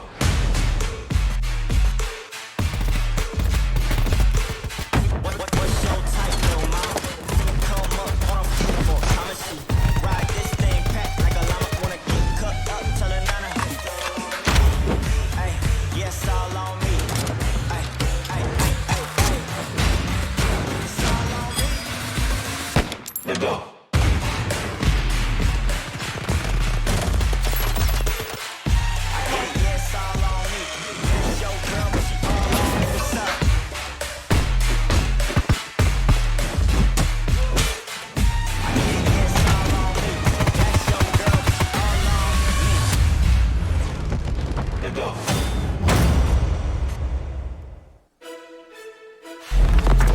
gentlemen, we have returned. It is time to get map number 4 underway. Oh boy, what a fun control we had there, that's for damn sure. Minnesota Røkkr take the lead in the series by 1. And here we go, friends. Hardpoint KD so far, we're looking at stage 3 versus stage 4. And chance, I mean, it's a bit up and down. It's been a little bit all over the place. Obviously, team changes coming through in a big way there. We saw accuracy benched, MajorManiak brought to the main roster. How's Røkkr Hardpoint been so far? A little bit 50-50, like respectable, but certainly not like breaking the bank with it. There's certainly no dominance yet coming out of the squad. We are going to Moscow though, and this is the map that this team has been very happy to play through stage 4. And again, just to go back to the keys to victory, they've been setting themselves up to make these big plays, to find those big pieces on the rotations. When they convert, they find success, get the map wins. When they falter, they end up losing. So certainly contestable in the hard points, but not dominance. And for the Thieves, I mean, at least from what I've seen so far today, at least in the respawns, it's a team that'll occasionally just make mistakes. Drop the ball, die all 3 at the exact same time, and leave Slasher by himself, have a couple bad rotations, or even holds on the first hills that we saw on Garrison. So I'd say Minnesota staring down the barrel of securing themselves a spot in the winner's bracket going into the major, an important map for them to get. You've seen them play real well on Moscow as well. This hardpoint, favorable one has to be said. All the members of Røkkr. Will this be the end of the series for LA Thieves? What a showing it's been. What a contest it's been so far. Incredible success in the search and destroy. The first hardpoint chance, I mean, well, it wasn't bad. We saw a nice comeback of the LA Thieves, but the early dominance from Røkkr, it was that squeaky clean gameplay right off the rip that really set them up for success later on in the map. But we'll see how they fare. Davai, comrades. Let's get it. I wonder what let's get it in Russian is. What's the Russian for skirt chance? Do you know? You know what? Yeah. There was a moment where I was actually going to be baited into attempting a Russian accent on broadcast, but I'm smarter than that, Miles. Oh, yeah, learning. I'll get you one day, mate. I'll get you one day. Here we go. I'm not going to put myself at this. This is not for me. Not my wheelhouse, if you will. Here we go. Thieves. 3-man hit in. We're going to see Huke hit that top side of the map, try to stop that rotation through. And again, that's the play right now. Trying to get right-hand side of the map. And again, spawn on the good side. It wasn't your pick. LA Thieves. Kenny's going to get the final kill there on the point. They're going to clean sweep him. MajorManiak. Oh, he managed to get through. Sneaky MajorManiak. We love that. He's in. If he can hit the backside now, this is all good. But time going the way of the LA Thieves right off the rip hit chance. That was potentially a lot of time as well if you don't start picking up some of these kills. But this is one of those moments, right? You're setting yourself for the opportunity to make the big play. MajorManiak, this is his time where he needs to deliver. And, well, he's got the information, got the upper hand, and he has the high ground, makes his moves down low, and hunts down Huke. But unfortunately, after MajorManiak, well, he has become the hunted. All of those red arrows turning in his direction, but maybe a small side of victory, right? You buy your teammates clearance to actually get some P1 hill time, but either way, very respectable stuff coming out of the Thieves. You get a nice little lead. You get this setup in the rotation over towards New. This is how they went down, the way the book was written. Still a decent chunk for the LA Thieves going into the second hard point. Slasher still yet to die. As the pressure is on, but the team fire is there. Communication right now for the LA Thieves certainly flowing well. 5 in a row now for Slasher. He finds that clean one. And on the other side of the board, I mean, Huke hasn't got anything yet. Like, he's just dealing damage right now, making sure the squad are up there. But EKIA looks very different. 6 now for Slasher, as the time still goes in favor of LA Thieves. The first 2 hard points treating them very well. Slasher number 7. Streaks now to be had. Here comes number 8. And there it is. Beautiful start. As the Mad Titan sweeps the board once again, and now he's got 2 stones to throw at Røkkr. And look, you know, if there's been small mistakes potentially been costing the Thieves throughout this series, very difficult to make small mistakes when you got a cruise missile in an artillery. You know what the play call is going to be, stack the front and call it in, but they might actually have done it a little bit too soon. I think Standy was the one flanking through Eskies just to slow him down a little bit, but job well done. You talk about the cruise coming through, you get the clearance on point. TJ, your only job, don't die. Just lay down forever. And you'll have success on this hill. Try not to die. We've still got those members of Røkkr fighting from the back while they're still alive. Oh, they're dropping like flies. Let's go for a quick Astro Gaming listen in with Minnesota Røkkr. Oh, he's left side hill, challenge. Also, left side connector, every connector, go. I'm going. I'm gonna try, can't try yet. Yo, connector. Flash. One's right, can someone try hill with me? TJ, one shot. I can't, I'm trying hill. Yo, connector. Low belt, can top us. Nice, let's go, baby. Come on, we're bringing shit back right here. He still has an artillery. Yeah. They could be. They're gonna be. They might hear it. Yo, 100% gonna be dark for a second. I don't see him dark. I'm going deep bank, guys. Yo, one's bank or bust, I think. Yo, I'm gonna work mid. I'm nading pillar. Yeah, hold, Flash guys. pillar. I'm holding. I flash one on point. Yo, street, Kenny street. I don't see him under the bus. He's on the backside of the bus. I'm looking for it. I don't see him. Backside of the bus. Yo, bar. Huke is bar. Yeah, backside bus. So. He might got pillar. Oh, TJ weak bus. I'm one shot. Pitching pillar. Backside of the bus. Bus, nice. I'm one shot. Catch out. I'm hitting gold. Okay. Oh, yeah. I'm getting close. One more Close and deep street, guys. We need no no pressure. We're gonna need no pressure here. Deep street. One shot deep street. I have go window. Left side window on me. Go window on me. Kenny heal. Close Off left street. hill done. Nice. We need help. On the pillar weak. And top bus. Here's your close. One shot. One pillar, busted close left. He's behind the block laying down. He's on top the block. bus. Top bus. One shot behind the block. Okay. And one left. Yo, one guy's in our hole. We're gonna have to take routes here too, guys. Yeah. Well. Chance, what do we say going into this one? This was going to be a great map for Røkkr, but LA Thieves and Slasher at the helm, 13-3. Good comms though, man. Passion and Attach just keeps getting stuck, dude. That's like the second time this map already. And you can also just like hear like the pressure that they're under, right? Or even just see it through the gameplay. Attach with kill away from streaks, but feels obligated just to try to get a body on point and make the big plays. But no streaks for him. You still got the artillery, I'm pretty sure, for Slasher. And way more importantly, you got a 140-point lead. Nothing short of dominance here so far. Huke, though, does get caught by Priestahh, who's now also on a 4 spree. It is going to take a whole heck of a lot for Minnesota Røkkr to try to work on this comeback, but get a nice break here, hold for P2, get some streaks, maybe make it happen, or no, maybe get Slashered. 14 kills to his name, the perfect break. MajorManiak, the last man standing on the hill, and he is getting swarmed. Thieves right now on Moscow, playing damn near perfectly. Damn fine in the red. A lot of red on this map. These are up and about for Kenny, trying to find some presence here. Stopping the push through streets to goal right now, and Slasher just winning the war on the point time and time again. He has been a force to be reckoned with in that close range position. Kenny runs these streets. 5 in a row for him. That's a nice bit of work. And again, hard point flips open. LA Thieves in full control. You've got Huke pushing the lines forwards. Kenny once again keeping the streets alive and well. And this is massive work out of the LA Thieves. Dominance where I did not expect it. They're about to break that 200-point threshold. Røkkr barely able to get towards 50. I mean, this is what Cold War era mapping right now. Slasher and Kenny, they are the Red Scare. It is both of the AR players just lighting up the feed. Slasher's got 17, Kenny's got 15. And maybe you could say Slasher's actually slowed down a little bit. He started out 10-1, but it's not like the team is slowed down at all. A completely dominant win. And again, you see the artillery still in hand. It's the exact same play as last time. Win the P2, build yourself a nice lead. Everybody go stack the front, call in the artillery, and win the round. And maybe Minnesota trying to play around that. You actually have Standy making the late heroic plays just to take away 10 seconds of time and wrapping back to watch the front. Meanwhile, Priestahh's got the entire team next to him.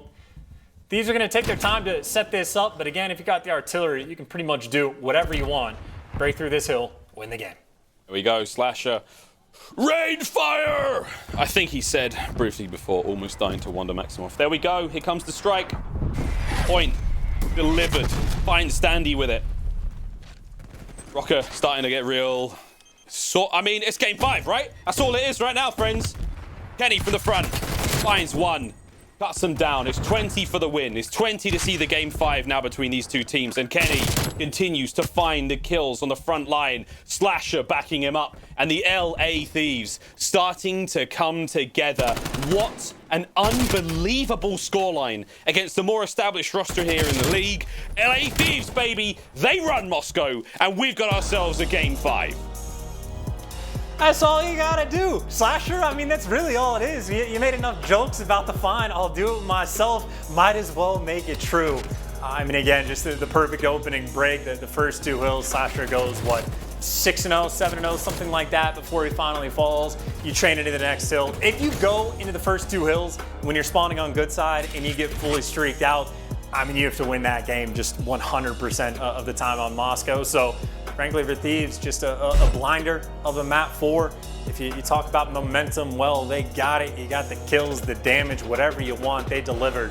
3,500 damage from Slasher, 23-8. Just to pad the stats just a little bit.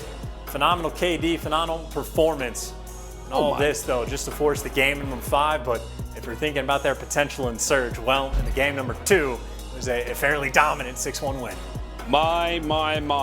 The new LA Thieves looking strong in the series so far. A dominant victory there on Moscow, and they lost the first hardpoint, they lost the control, and now, Game 5, friends. Let's do this. One more map to decide it. Røkkr, they win, they get the winner's bracket. For the Thieves, it's another shot to start being winners in the upcoming land. We'll be right back after this break to decide who wins this wonderful series. See you in a moment.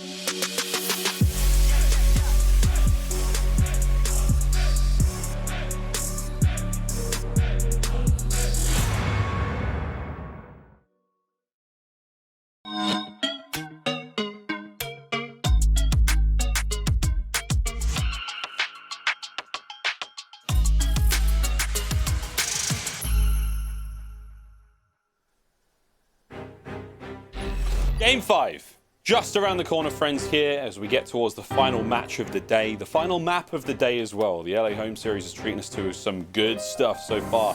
Thieves gone up against Røkkr, Game 5 just around the corner, and an important Game 5 as well. When we look at the standings in the group going into this major, Chance, break it down for us, mate. If Røkkr wins, what happens? I mean, the easiest way to look at it, Minnesota gets the win, they're in winners, problem solved, and then they get a battle against FaZe for the actual 1 seed. These, if they get this win, then their match against OpTic next week, tomorrow, Sunday, whenever it's going to be, that is going to be the battle for actual winners. Actually, I think it'd be on Sunday. So Thieves need the win just for the opportunity to play against OpTic to get in the winners. Minnesota technically don't need it, but if they don't get the win here, then I think they would need to beat FaZe to get the winner. So in my mind, the simplest way is basically whoever wins this has the best shot at getting out of winners. Minnesota the guarantee. Thieves, it's just setting up that head-to-head match against OpTic. So fingers crossed for whoever it is you're rooting for, but obviously for Minnesota, you do not want to go into the situation where you need to beat FaZe to make it to winners. They definitely want to get the job done here in game number 5. Game 5s this season so far, both teams sitting at 5-2, so we got some clutch teams, plenty of ice flowing through these veins.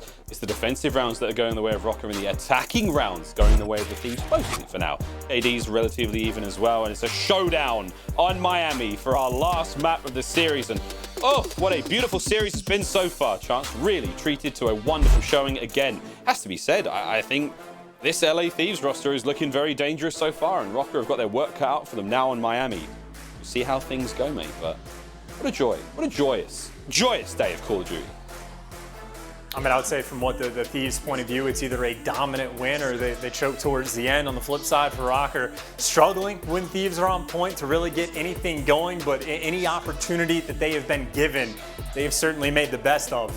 Definitely an extra eye on MajorManiak here on Miami. One, it is a map where he loves to attempt to make plays on, even as an assault rifle player. He'll play aggressive towards the middle of the map, look for picks, and just be a very difficult player to play against. That being said, also dropped donut in game number 2, so it's not like things were really going his way. So, at least in my mind, extra attention on him to try to deliver the goods for game number 5. If you're brought on the team in part because your S&D prowess, got to make sure you actually execute on the game plan. And on the flip side, again, I mean, for the Thieves, they're probably, to a certain extent, making some of these strats on the fly, making these adjustments, being like, oh, where do you like to play? All right, cool. I can do X, Y, and Z.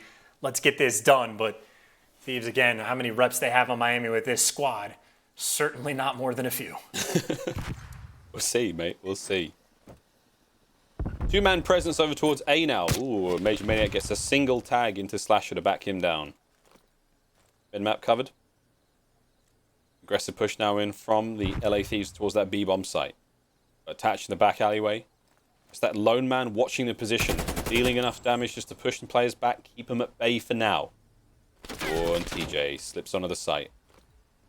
Slips out of the site. And you're now able to come from up high, and this pensive play, this indecision. Oh, is it going to cost LA Thieves? Standy from up high. As the party started, the damage already dealt into Huke is going to push him back as well, and that dithering from Thieves, it may have cost him chances. Now a 4v3 bomb down. Yeah, and I think one of the biggest issues, not just the fact that the bomb is down, but it's not like they have trophies yet as well. So I think that's why you got to be hesitant sliding out to the site. Huke, though, opens things up for the 3v3. Slash is able to at least chow out over towards the back alley. And Standy needs to get this kill, but Kenny planted on the other side. And now you actually get the bomb down. If you can actually work your way over towards the docks, maybe you're on point or trade him out. You get the back alley control, and all of a sudden, Priestahh for the 1v2 with the bomb down. Oh my God. Maybe the timing goes his way and he can catch Slasher, but now he's got the 1v1 against Kenny. And for Kenny, this is what he lives for. Priestah's done this so well. It wasn't planted for docks. Kenny wins the gunfight. Oh my God. It got down to the last man, but LA Thieves managed to come out on top. They dithered. It dragged their feet to get in there on the play, but it worked out in the end. Great teamwork. Good synergy. And again, like the first time we've seen that bomb, I think almost all year, not planted for dockside. And you're making it work. And that really just is the perfect call, right? If he tries to plant on the other side, Standy gets that kill. Minnesota wins that round pretty much 100% of the time, bar some complete absurdity. So honestly, for Kenny, just showing off just a little bit, killed towards the end to make sure he clutches up, and even the bomb plant spot paving off. That is a wonderful first round to get. The no trophy attack over towards B for round 1. They get the job done, and, well, Minnesota spreading the map, looking for some picks, and a little bit more pressure over towards A. More pressure towards A, but still the defenders here as well. TJ. Eyes on towards purple, or piano, some players call it. Slash has got mid-map covered. Oh, just the tippity top of MajorManiak's head there, seen on the cross.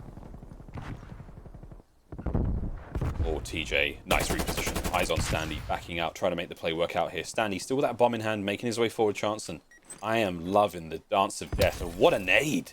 Oh my God, from TJ, onto TJ rather. Standy, first blood goes his way, might be able to get a second here. Oh, he's able to back him down at the very least. Now you can get that bomb plant for free, outside of maybe Huke with the perfect flank to find the first, and maybe to kill this player off bomb. The second part not going to come true, but now you're stuck at the beach. Kenny roaming for the kills. They do have the bomb down. That's the good news. Bad news, you're down a man. Down a man. Priestahh, whoa, levels it up. 2v2. Aggression now. Standy's a little hurt. These players are going to make their way forward. Slasher finds the wide angle. Priestah's the last man up now, left in mid.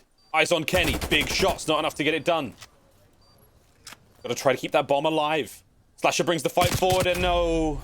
Priestahh tries to hit a melee at that range, sadly. Not enough time to keep the players off of it, and Slasher's going to get the defuse. Thieves will find another round, go up 2-0. There's a lot of little things that had to go right there for Thieves to make that work, right? Kenny just sliding off top visitors before Standy can get that kill, making it work. But the repositioning from Kenny, him and Slash were able to find a couple kills apiece. And then, of course, the flank from Huke timed perfectly, get the kills in driveway, and really open up the round just a little bit more. But nice rounds. Back-to-back for the Thieves. Against Røkkr so far this series, 8-1 in round count. They've certainly had their number. What we see now on offense, we've seen what? 1B, 1A, a little bit more. Towards A, we feel potentially. Here we go. TJ with bomb. Slash is going to be leading the charge. 2-2 split. Very, very wide defensive net being set now by Røkkr. You can see one player directly on top of the A bomb, one on the B. Two players looking through the mid map. They're hedging their bets that play is going to be coming through there. Will Slasher be able to spot these players first and that Krig to work at range? And really just no information from either side. I'm pretty sure Priestahh was able to get to the boat without being seen. And obviously you talk about the power position of all power positions on this map. Priestahh, I mean, whether or not the gunfights even come his way, you see he's actually got an angle to watch the cross potentially. So I don't know if he can see number 2. It looks like the timing doesn't quite go his way. Maybe him and Kenny having the battle, and maybe with that call, MajorManiak needs to debate on whether or not he wants to rat back to help his teammates out, because you can see from Attach's POV, the pressure's here. Semtex helps him out for a little bit. ZL's sticky lands, forces those players to split up. And he's not going to let go of this angle he's got covered there. Attach is still going to be back there. Standy with a high ground now, or Kenny magnificently. 20 seconds left on the clock. Flash is going to be here as well. Beautiful shots out of Standy. Immaculate play. Huke finds one at the very least. Less than 15. Standy with 3 now. Standy, oh, can't quite get the ace. TJ, though, left alone. Going to be gunned down with ample time. Tons of time to get the defuse. But Standy, oh, baby, he started to get things going. Røkkr, great job as a team to pull this one back. 2-1 now. I mean, no, I disagree. Not a great job as the team. Great job by Standy. I mean, genuinely just doing it himself, finding the 3 kills. Like, you're working your way over towards the actual bomb site before you ever clear out top piano.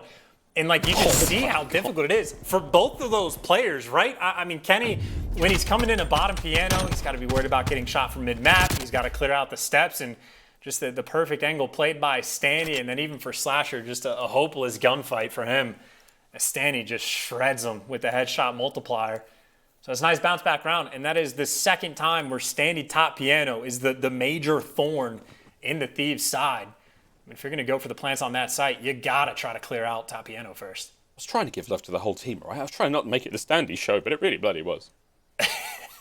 Trophies are marked from Standy now. Really, I did try there, mate. The trophies are marked, and it's going to be Slasher atop his perch here. Tippity top the trash can as he finds some toes. Couple of tags. And he is handing it out. Priestahh has managed to get the first blood on the Slasher, but man, Slasher really put the work in there. Kenny with the trade. MajorManiak now from up high, not able to land much. The trophy system's come into play, and it is a kill box right now on the inside of the garage. MajorManiak, nice hit and run. TJ making his way forward. Knows when to press the advantage, and now it's a 2v1 situation. MajorManiak throwing shoulders. 2 very dangerous submachine gun players on the other side of him, and they're going to have to work this one together if they want to get the kill. And that is exactly what they will do. Thieves take the round, 3-1. And tough round, Thieves just took the initiative, right? You got players flying through in the garage, just taking it to him. As a 3v4 clutch, very quickly, and a player not concerned about being aggressive. I mean, half health, sliding out, doing whatever he wants. Again, Kenny plays like he's the best player in the world, and when he's on point, certainly looks like he can be. And on the flip side, you talk about forcing the initiative. I mean, MajorManiak up top has a couple players that he might be able to start shooting like fish in a barrel, but he gets the first, slides away. Meanwhile, his teammates dying one by one. The aggressiveness right now, the key from the Thieves. And, well, if you want to take the bomb to B, where at least the bomb's not going there, you need to clear out top piano. Slasher trying to stay alive towards the middle of the map. That nade looks like it might connect, but maybe a trophy down or maybe just a little off the mark. Slasher stays alive. It was the good old 2-1-1 split from LA Thieves here on the offense. 2 players now grouped up, making their way in towards A. Kenny with a lot of damage through mid. We're watching the flank, making sure no one tries anything funny. But Kenny's got a lot of work done so far, slowing those players down. But Standy looking to find kill number 6. There it is. Any YYing or not, he was a dead man.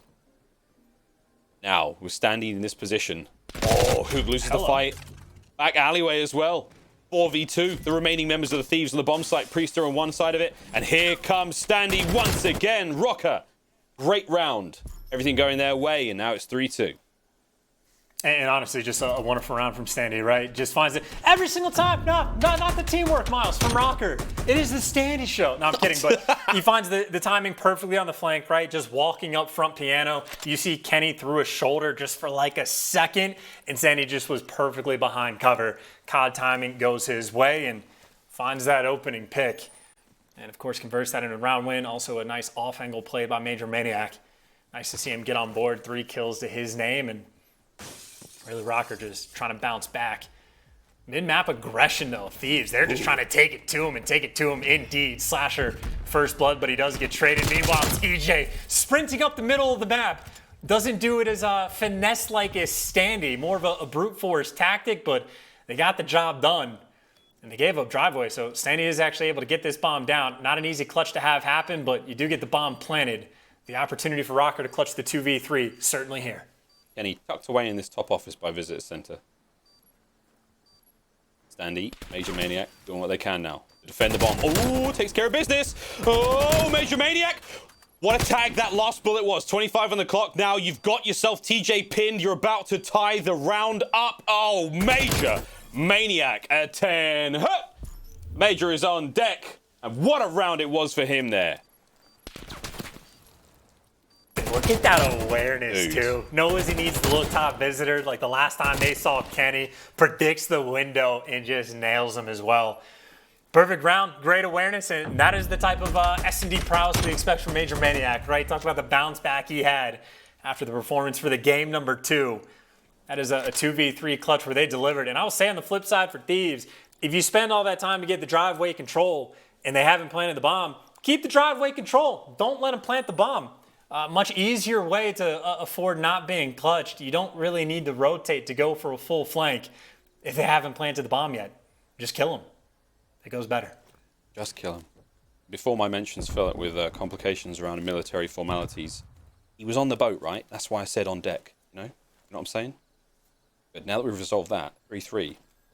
Thieves once again making their way through garage, but will they be able to find it a little quicker? Yep. I mean, they're in. They're committed. Standy's going to get the first blood and the second. Nades are going to be there. A perfect read coming out of Røkkr. Kenny, he is in trouble.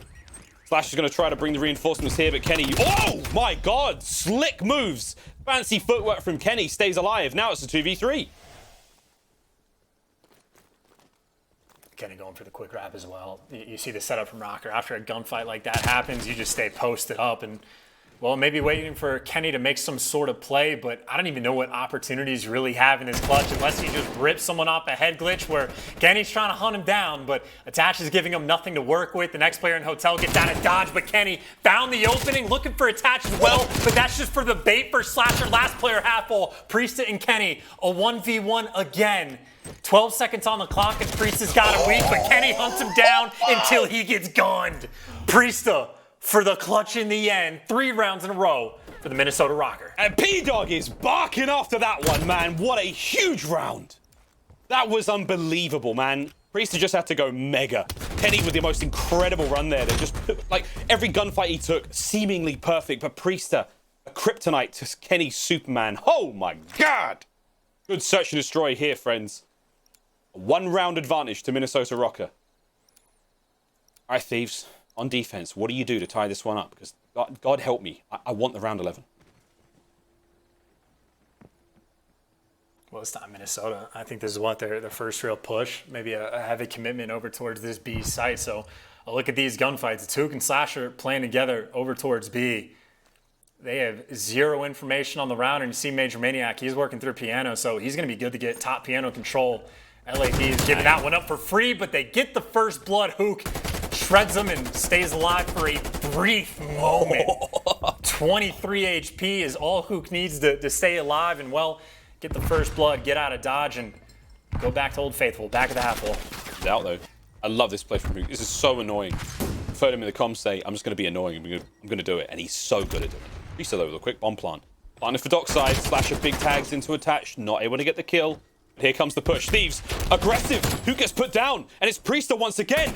Massive tags there in a Slasher. TJ now trying to cut through mid. Kenny's got himself hotel coverage, and Priestahh now in trouble. TJ's going to be the one to finish him off. 3v2. MajorManiak springs into action, finds himself one. TJ rebuttals. That's a nice work once again. Kenny, now he's got up against Attach. Attach with the heady. Oh, baby, Røkkr. Another good round, and this is it. Series point. One more is all they need.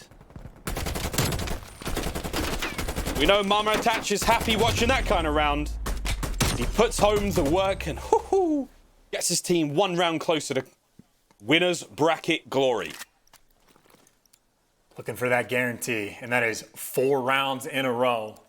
1 in a handful of different ways. Earlier on is what? Big plays from Standy, a big play from MajorManiak, and now the teamwork is being exemplified. On top of big plays from Priestahh as well.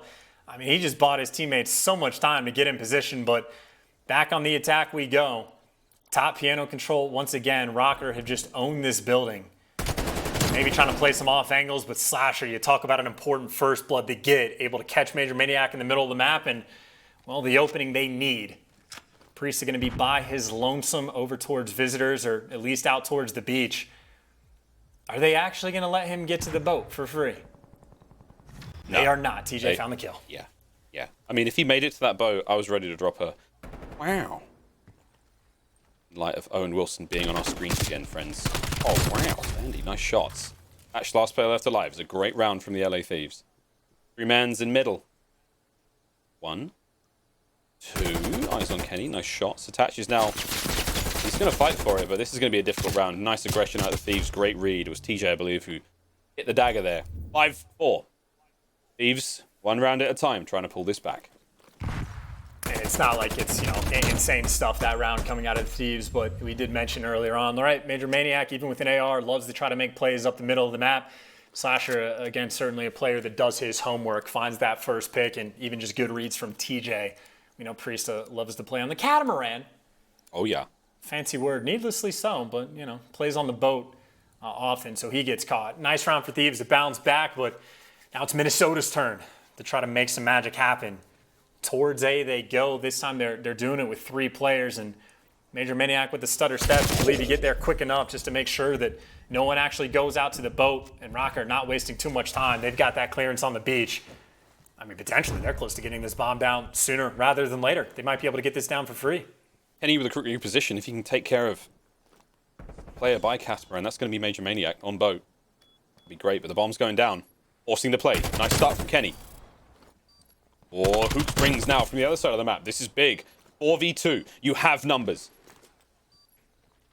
And the circle now closing on the Røkkr players. Priestahh now battling for his life. They're forced into a corner. The exodus now will come to an end as they get pushed all the way back to the boat, but it's going to be on Priestahh now. Going up against Slasher. The jump shot not quite there. And just like that, friends, you know it's coming. With the defuse coming through, boys and girls, we're going the distance. Ask and you shall receive. Round 11. Let's do it. The fans, what they want, Shots. Give him the round 11. Wouldn't have it any other way.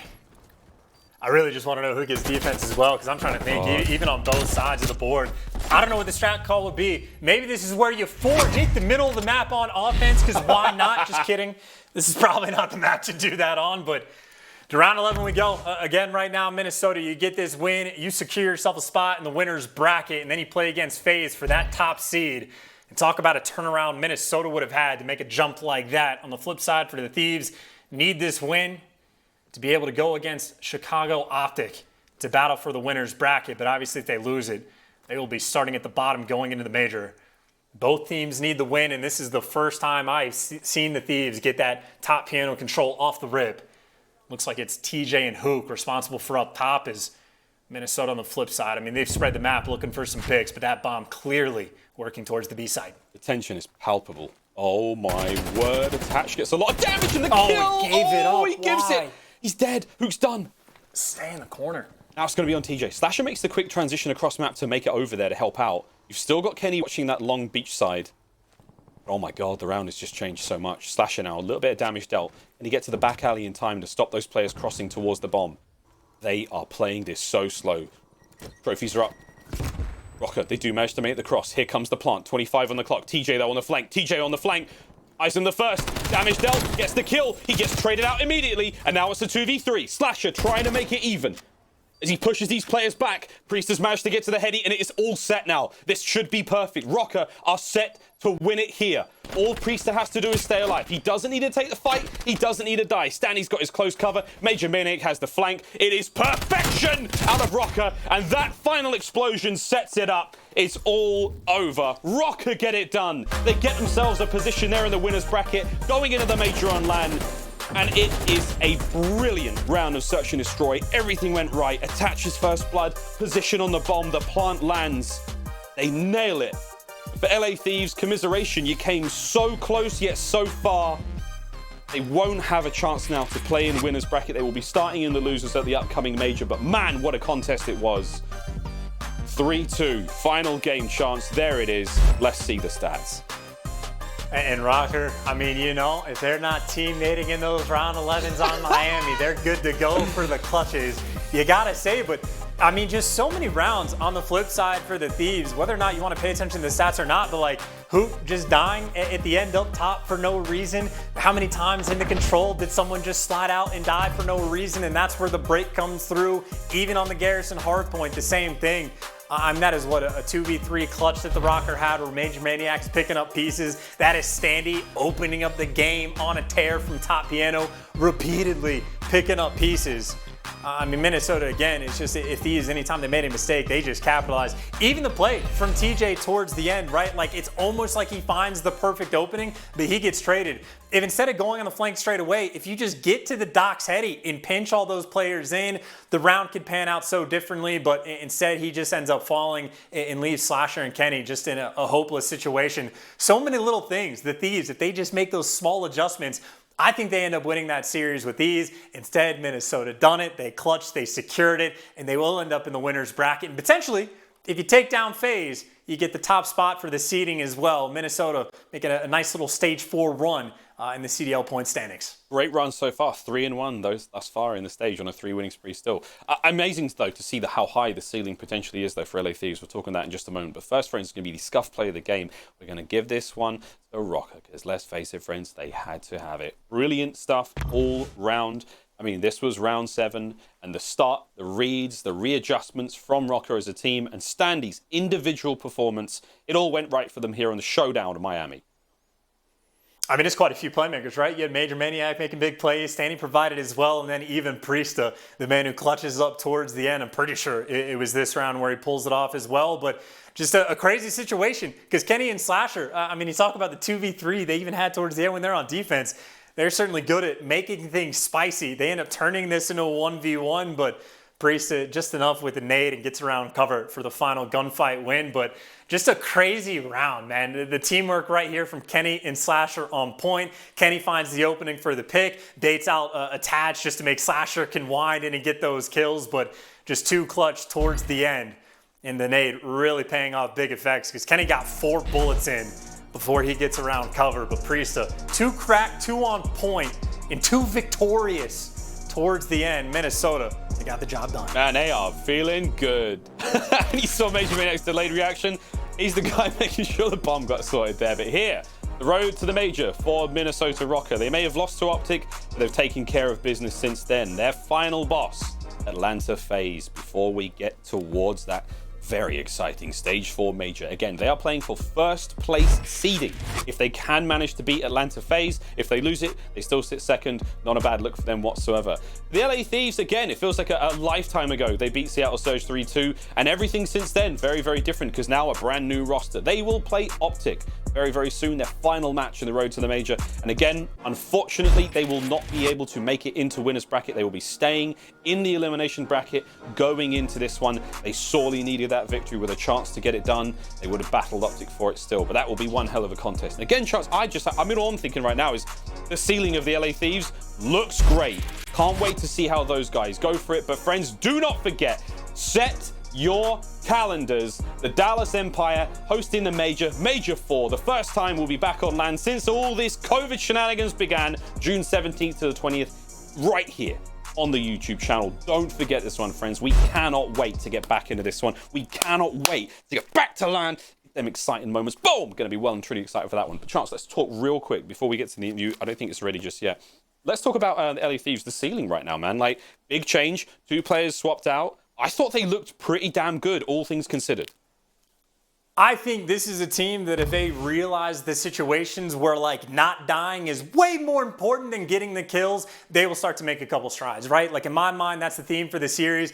And it seems like this game especially, just because of like maybe the slower paced nature of it, there are times when you could just put your controller down and that could be one of the best plays you could possibly make of just staying alive and buying your teammates times in the respawns and the searches. I mean, again, for Thieves, maybe a performance like that, Game 5, Round 11 against a team that has been on a hot streak for a roster that is fresh. There's certainly positive takeaways, but in my mind, they just threw that series away on pretty much every single map loss they had. I think that's a tough one for those guys to have to swallow, and certainly one that when they go back and rewatch, it is just going to be a constant, here's mistakes we were making the entire time. I mean, again, for a roster that's only been together for, what, a couple of days, I mean, maybe they've had a week of practice. Not a bad look at all. Quick look now at the Stage 4 group standings. Group A, Group B, obviously 2 clear-cut champions there. Atlanta FaZe, New York Subliners coming into this, of course, as first and second seeds based on the Stage 3 finals, and rightfully so. But again, a closely contested Group B. Again, you can see those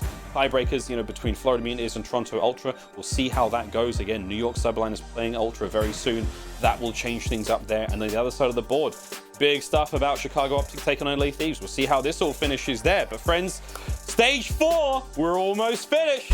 We're almost done, and that means we're going to the major. I don't know if you can tell, friends, we're pretty excited about that. We're pretty ready to rock and roll. But that's going to be all from myself and Chance, as Priestahh is ready now, waiting in the wings, getting ready to talk to Lottie for our Game Fuel Victory Spotlight.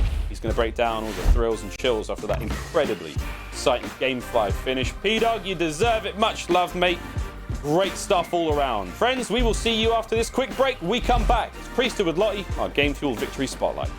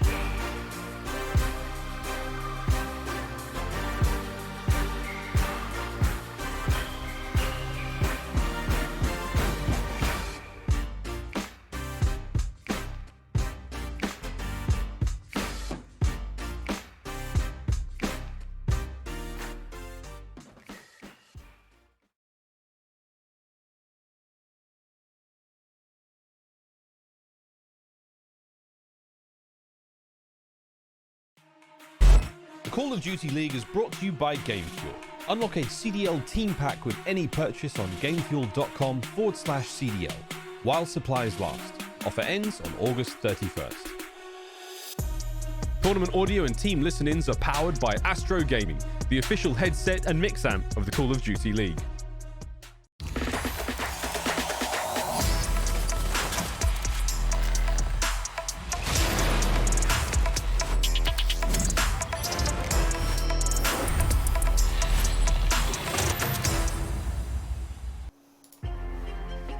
Hello everybody and welcome to your Game Fuel Victory Spotlight. Joining me this time I have Priestahh from Minnesota, Røkkr. Priestahh, congratulations, man. What an incredible way to get into the winners bracket. You guys have done it. You can relax. You have a great seeding heading into this major. I just want to know from you and your point of view, what have you learned about your team this stage? Yeah, I mean, as a team, we've been really starting to click. This is like the first time I actually felt like that probably this season. I know we're still a little off, especially on that Moscow. I mean, we got destroyed. So we still got a lot to work on, but just as a team, we're starting to really like figure it out. Yeah, I can definitely see that. I think the figuring out is coming with it, and you guys are still pretty nasty, and you upset a lot of teams on your way doing it, so it's pretty awesome to watch. Now, last match of your stage is going to be against FaZe. How much do you think this series is going to test you and your team? I mean, the series against FaZe is it's gonna, tell us kind of where we're at as a team. I know me and Mike, obviously being on that team last year, we're gonna definitely want to come out hot and win that series. But they're the best team in the game right now, so we got to come out and prove ourselves and prove to everyone else that we can actually do it. Amazing, and hopefully provide a little bit of intel on the way. Like you said, I do remember your FaZe days, man. So hopefully you can do the dirty work there. Now we obviously return to LAN for the next major, which we're all really excited about. How excited is Minnesota Røkkr though? How are you feeling about getting back to LAN with the boys? Oh, I mean, everyone's super excited. Everyone wants to play on LAN again, and it's been so long, and I just can't wait to be back on stage with the boys and just competing and going hard and just seeing everyone again. Love it, man. We cannot wait to watch it. Thank you so much, Priestahh, for joining us. Well done. Amazing stuff, and best of luck against FaZe. Thank you. I appreciate it. There we go. P-Dog. He's come to town. I like this stuff. Amazing. It's great to hear from the guys and seeing how they're feeling heading into our next major, which is going to be on LAN. If we haven't said that enough by now, we're on LAN for the next major. Really cool. Cannot wait. We're going to head to a break right now when we're back. It's myself and Nameless breaking down everything from today and everything that we're going to be seeing tomorrow. You don't want to miss it. We'll see you guys in a few.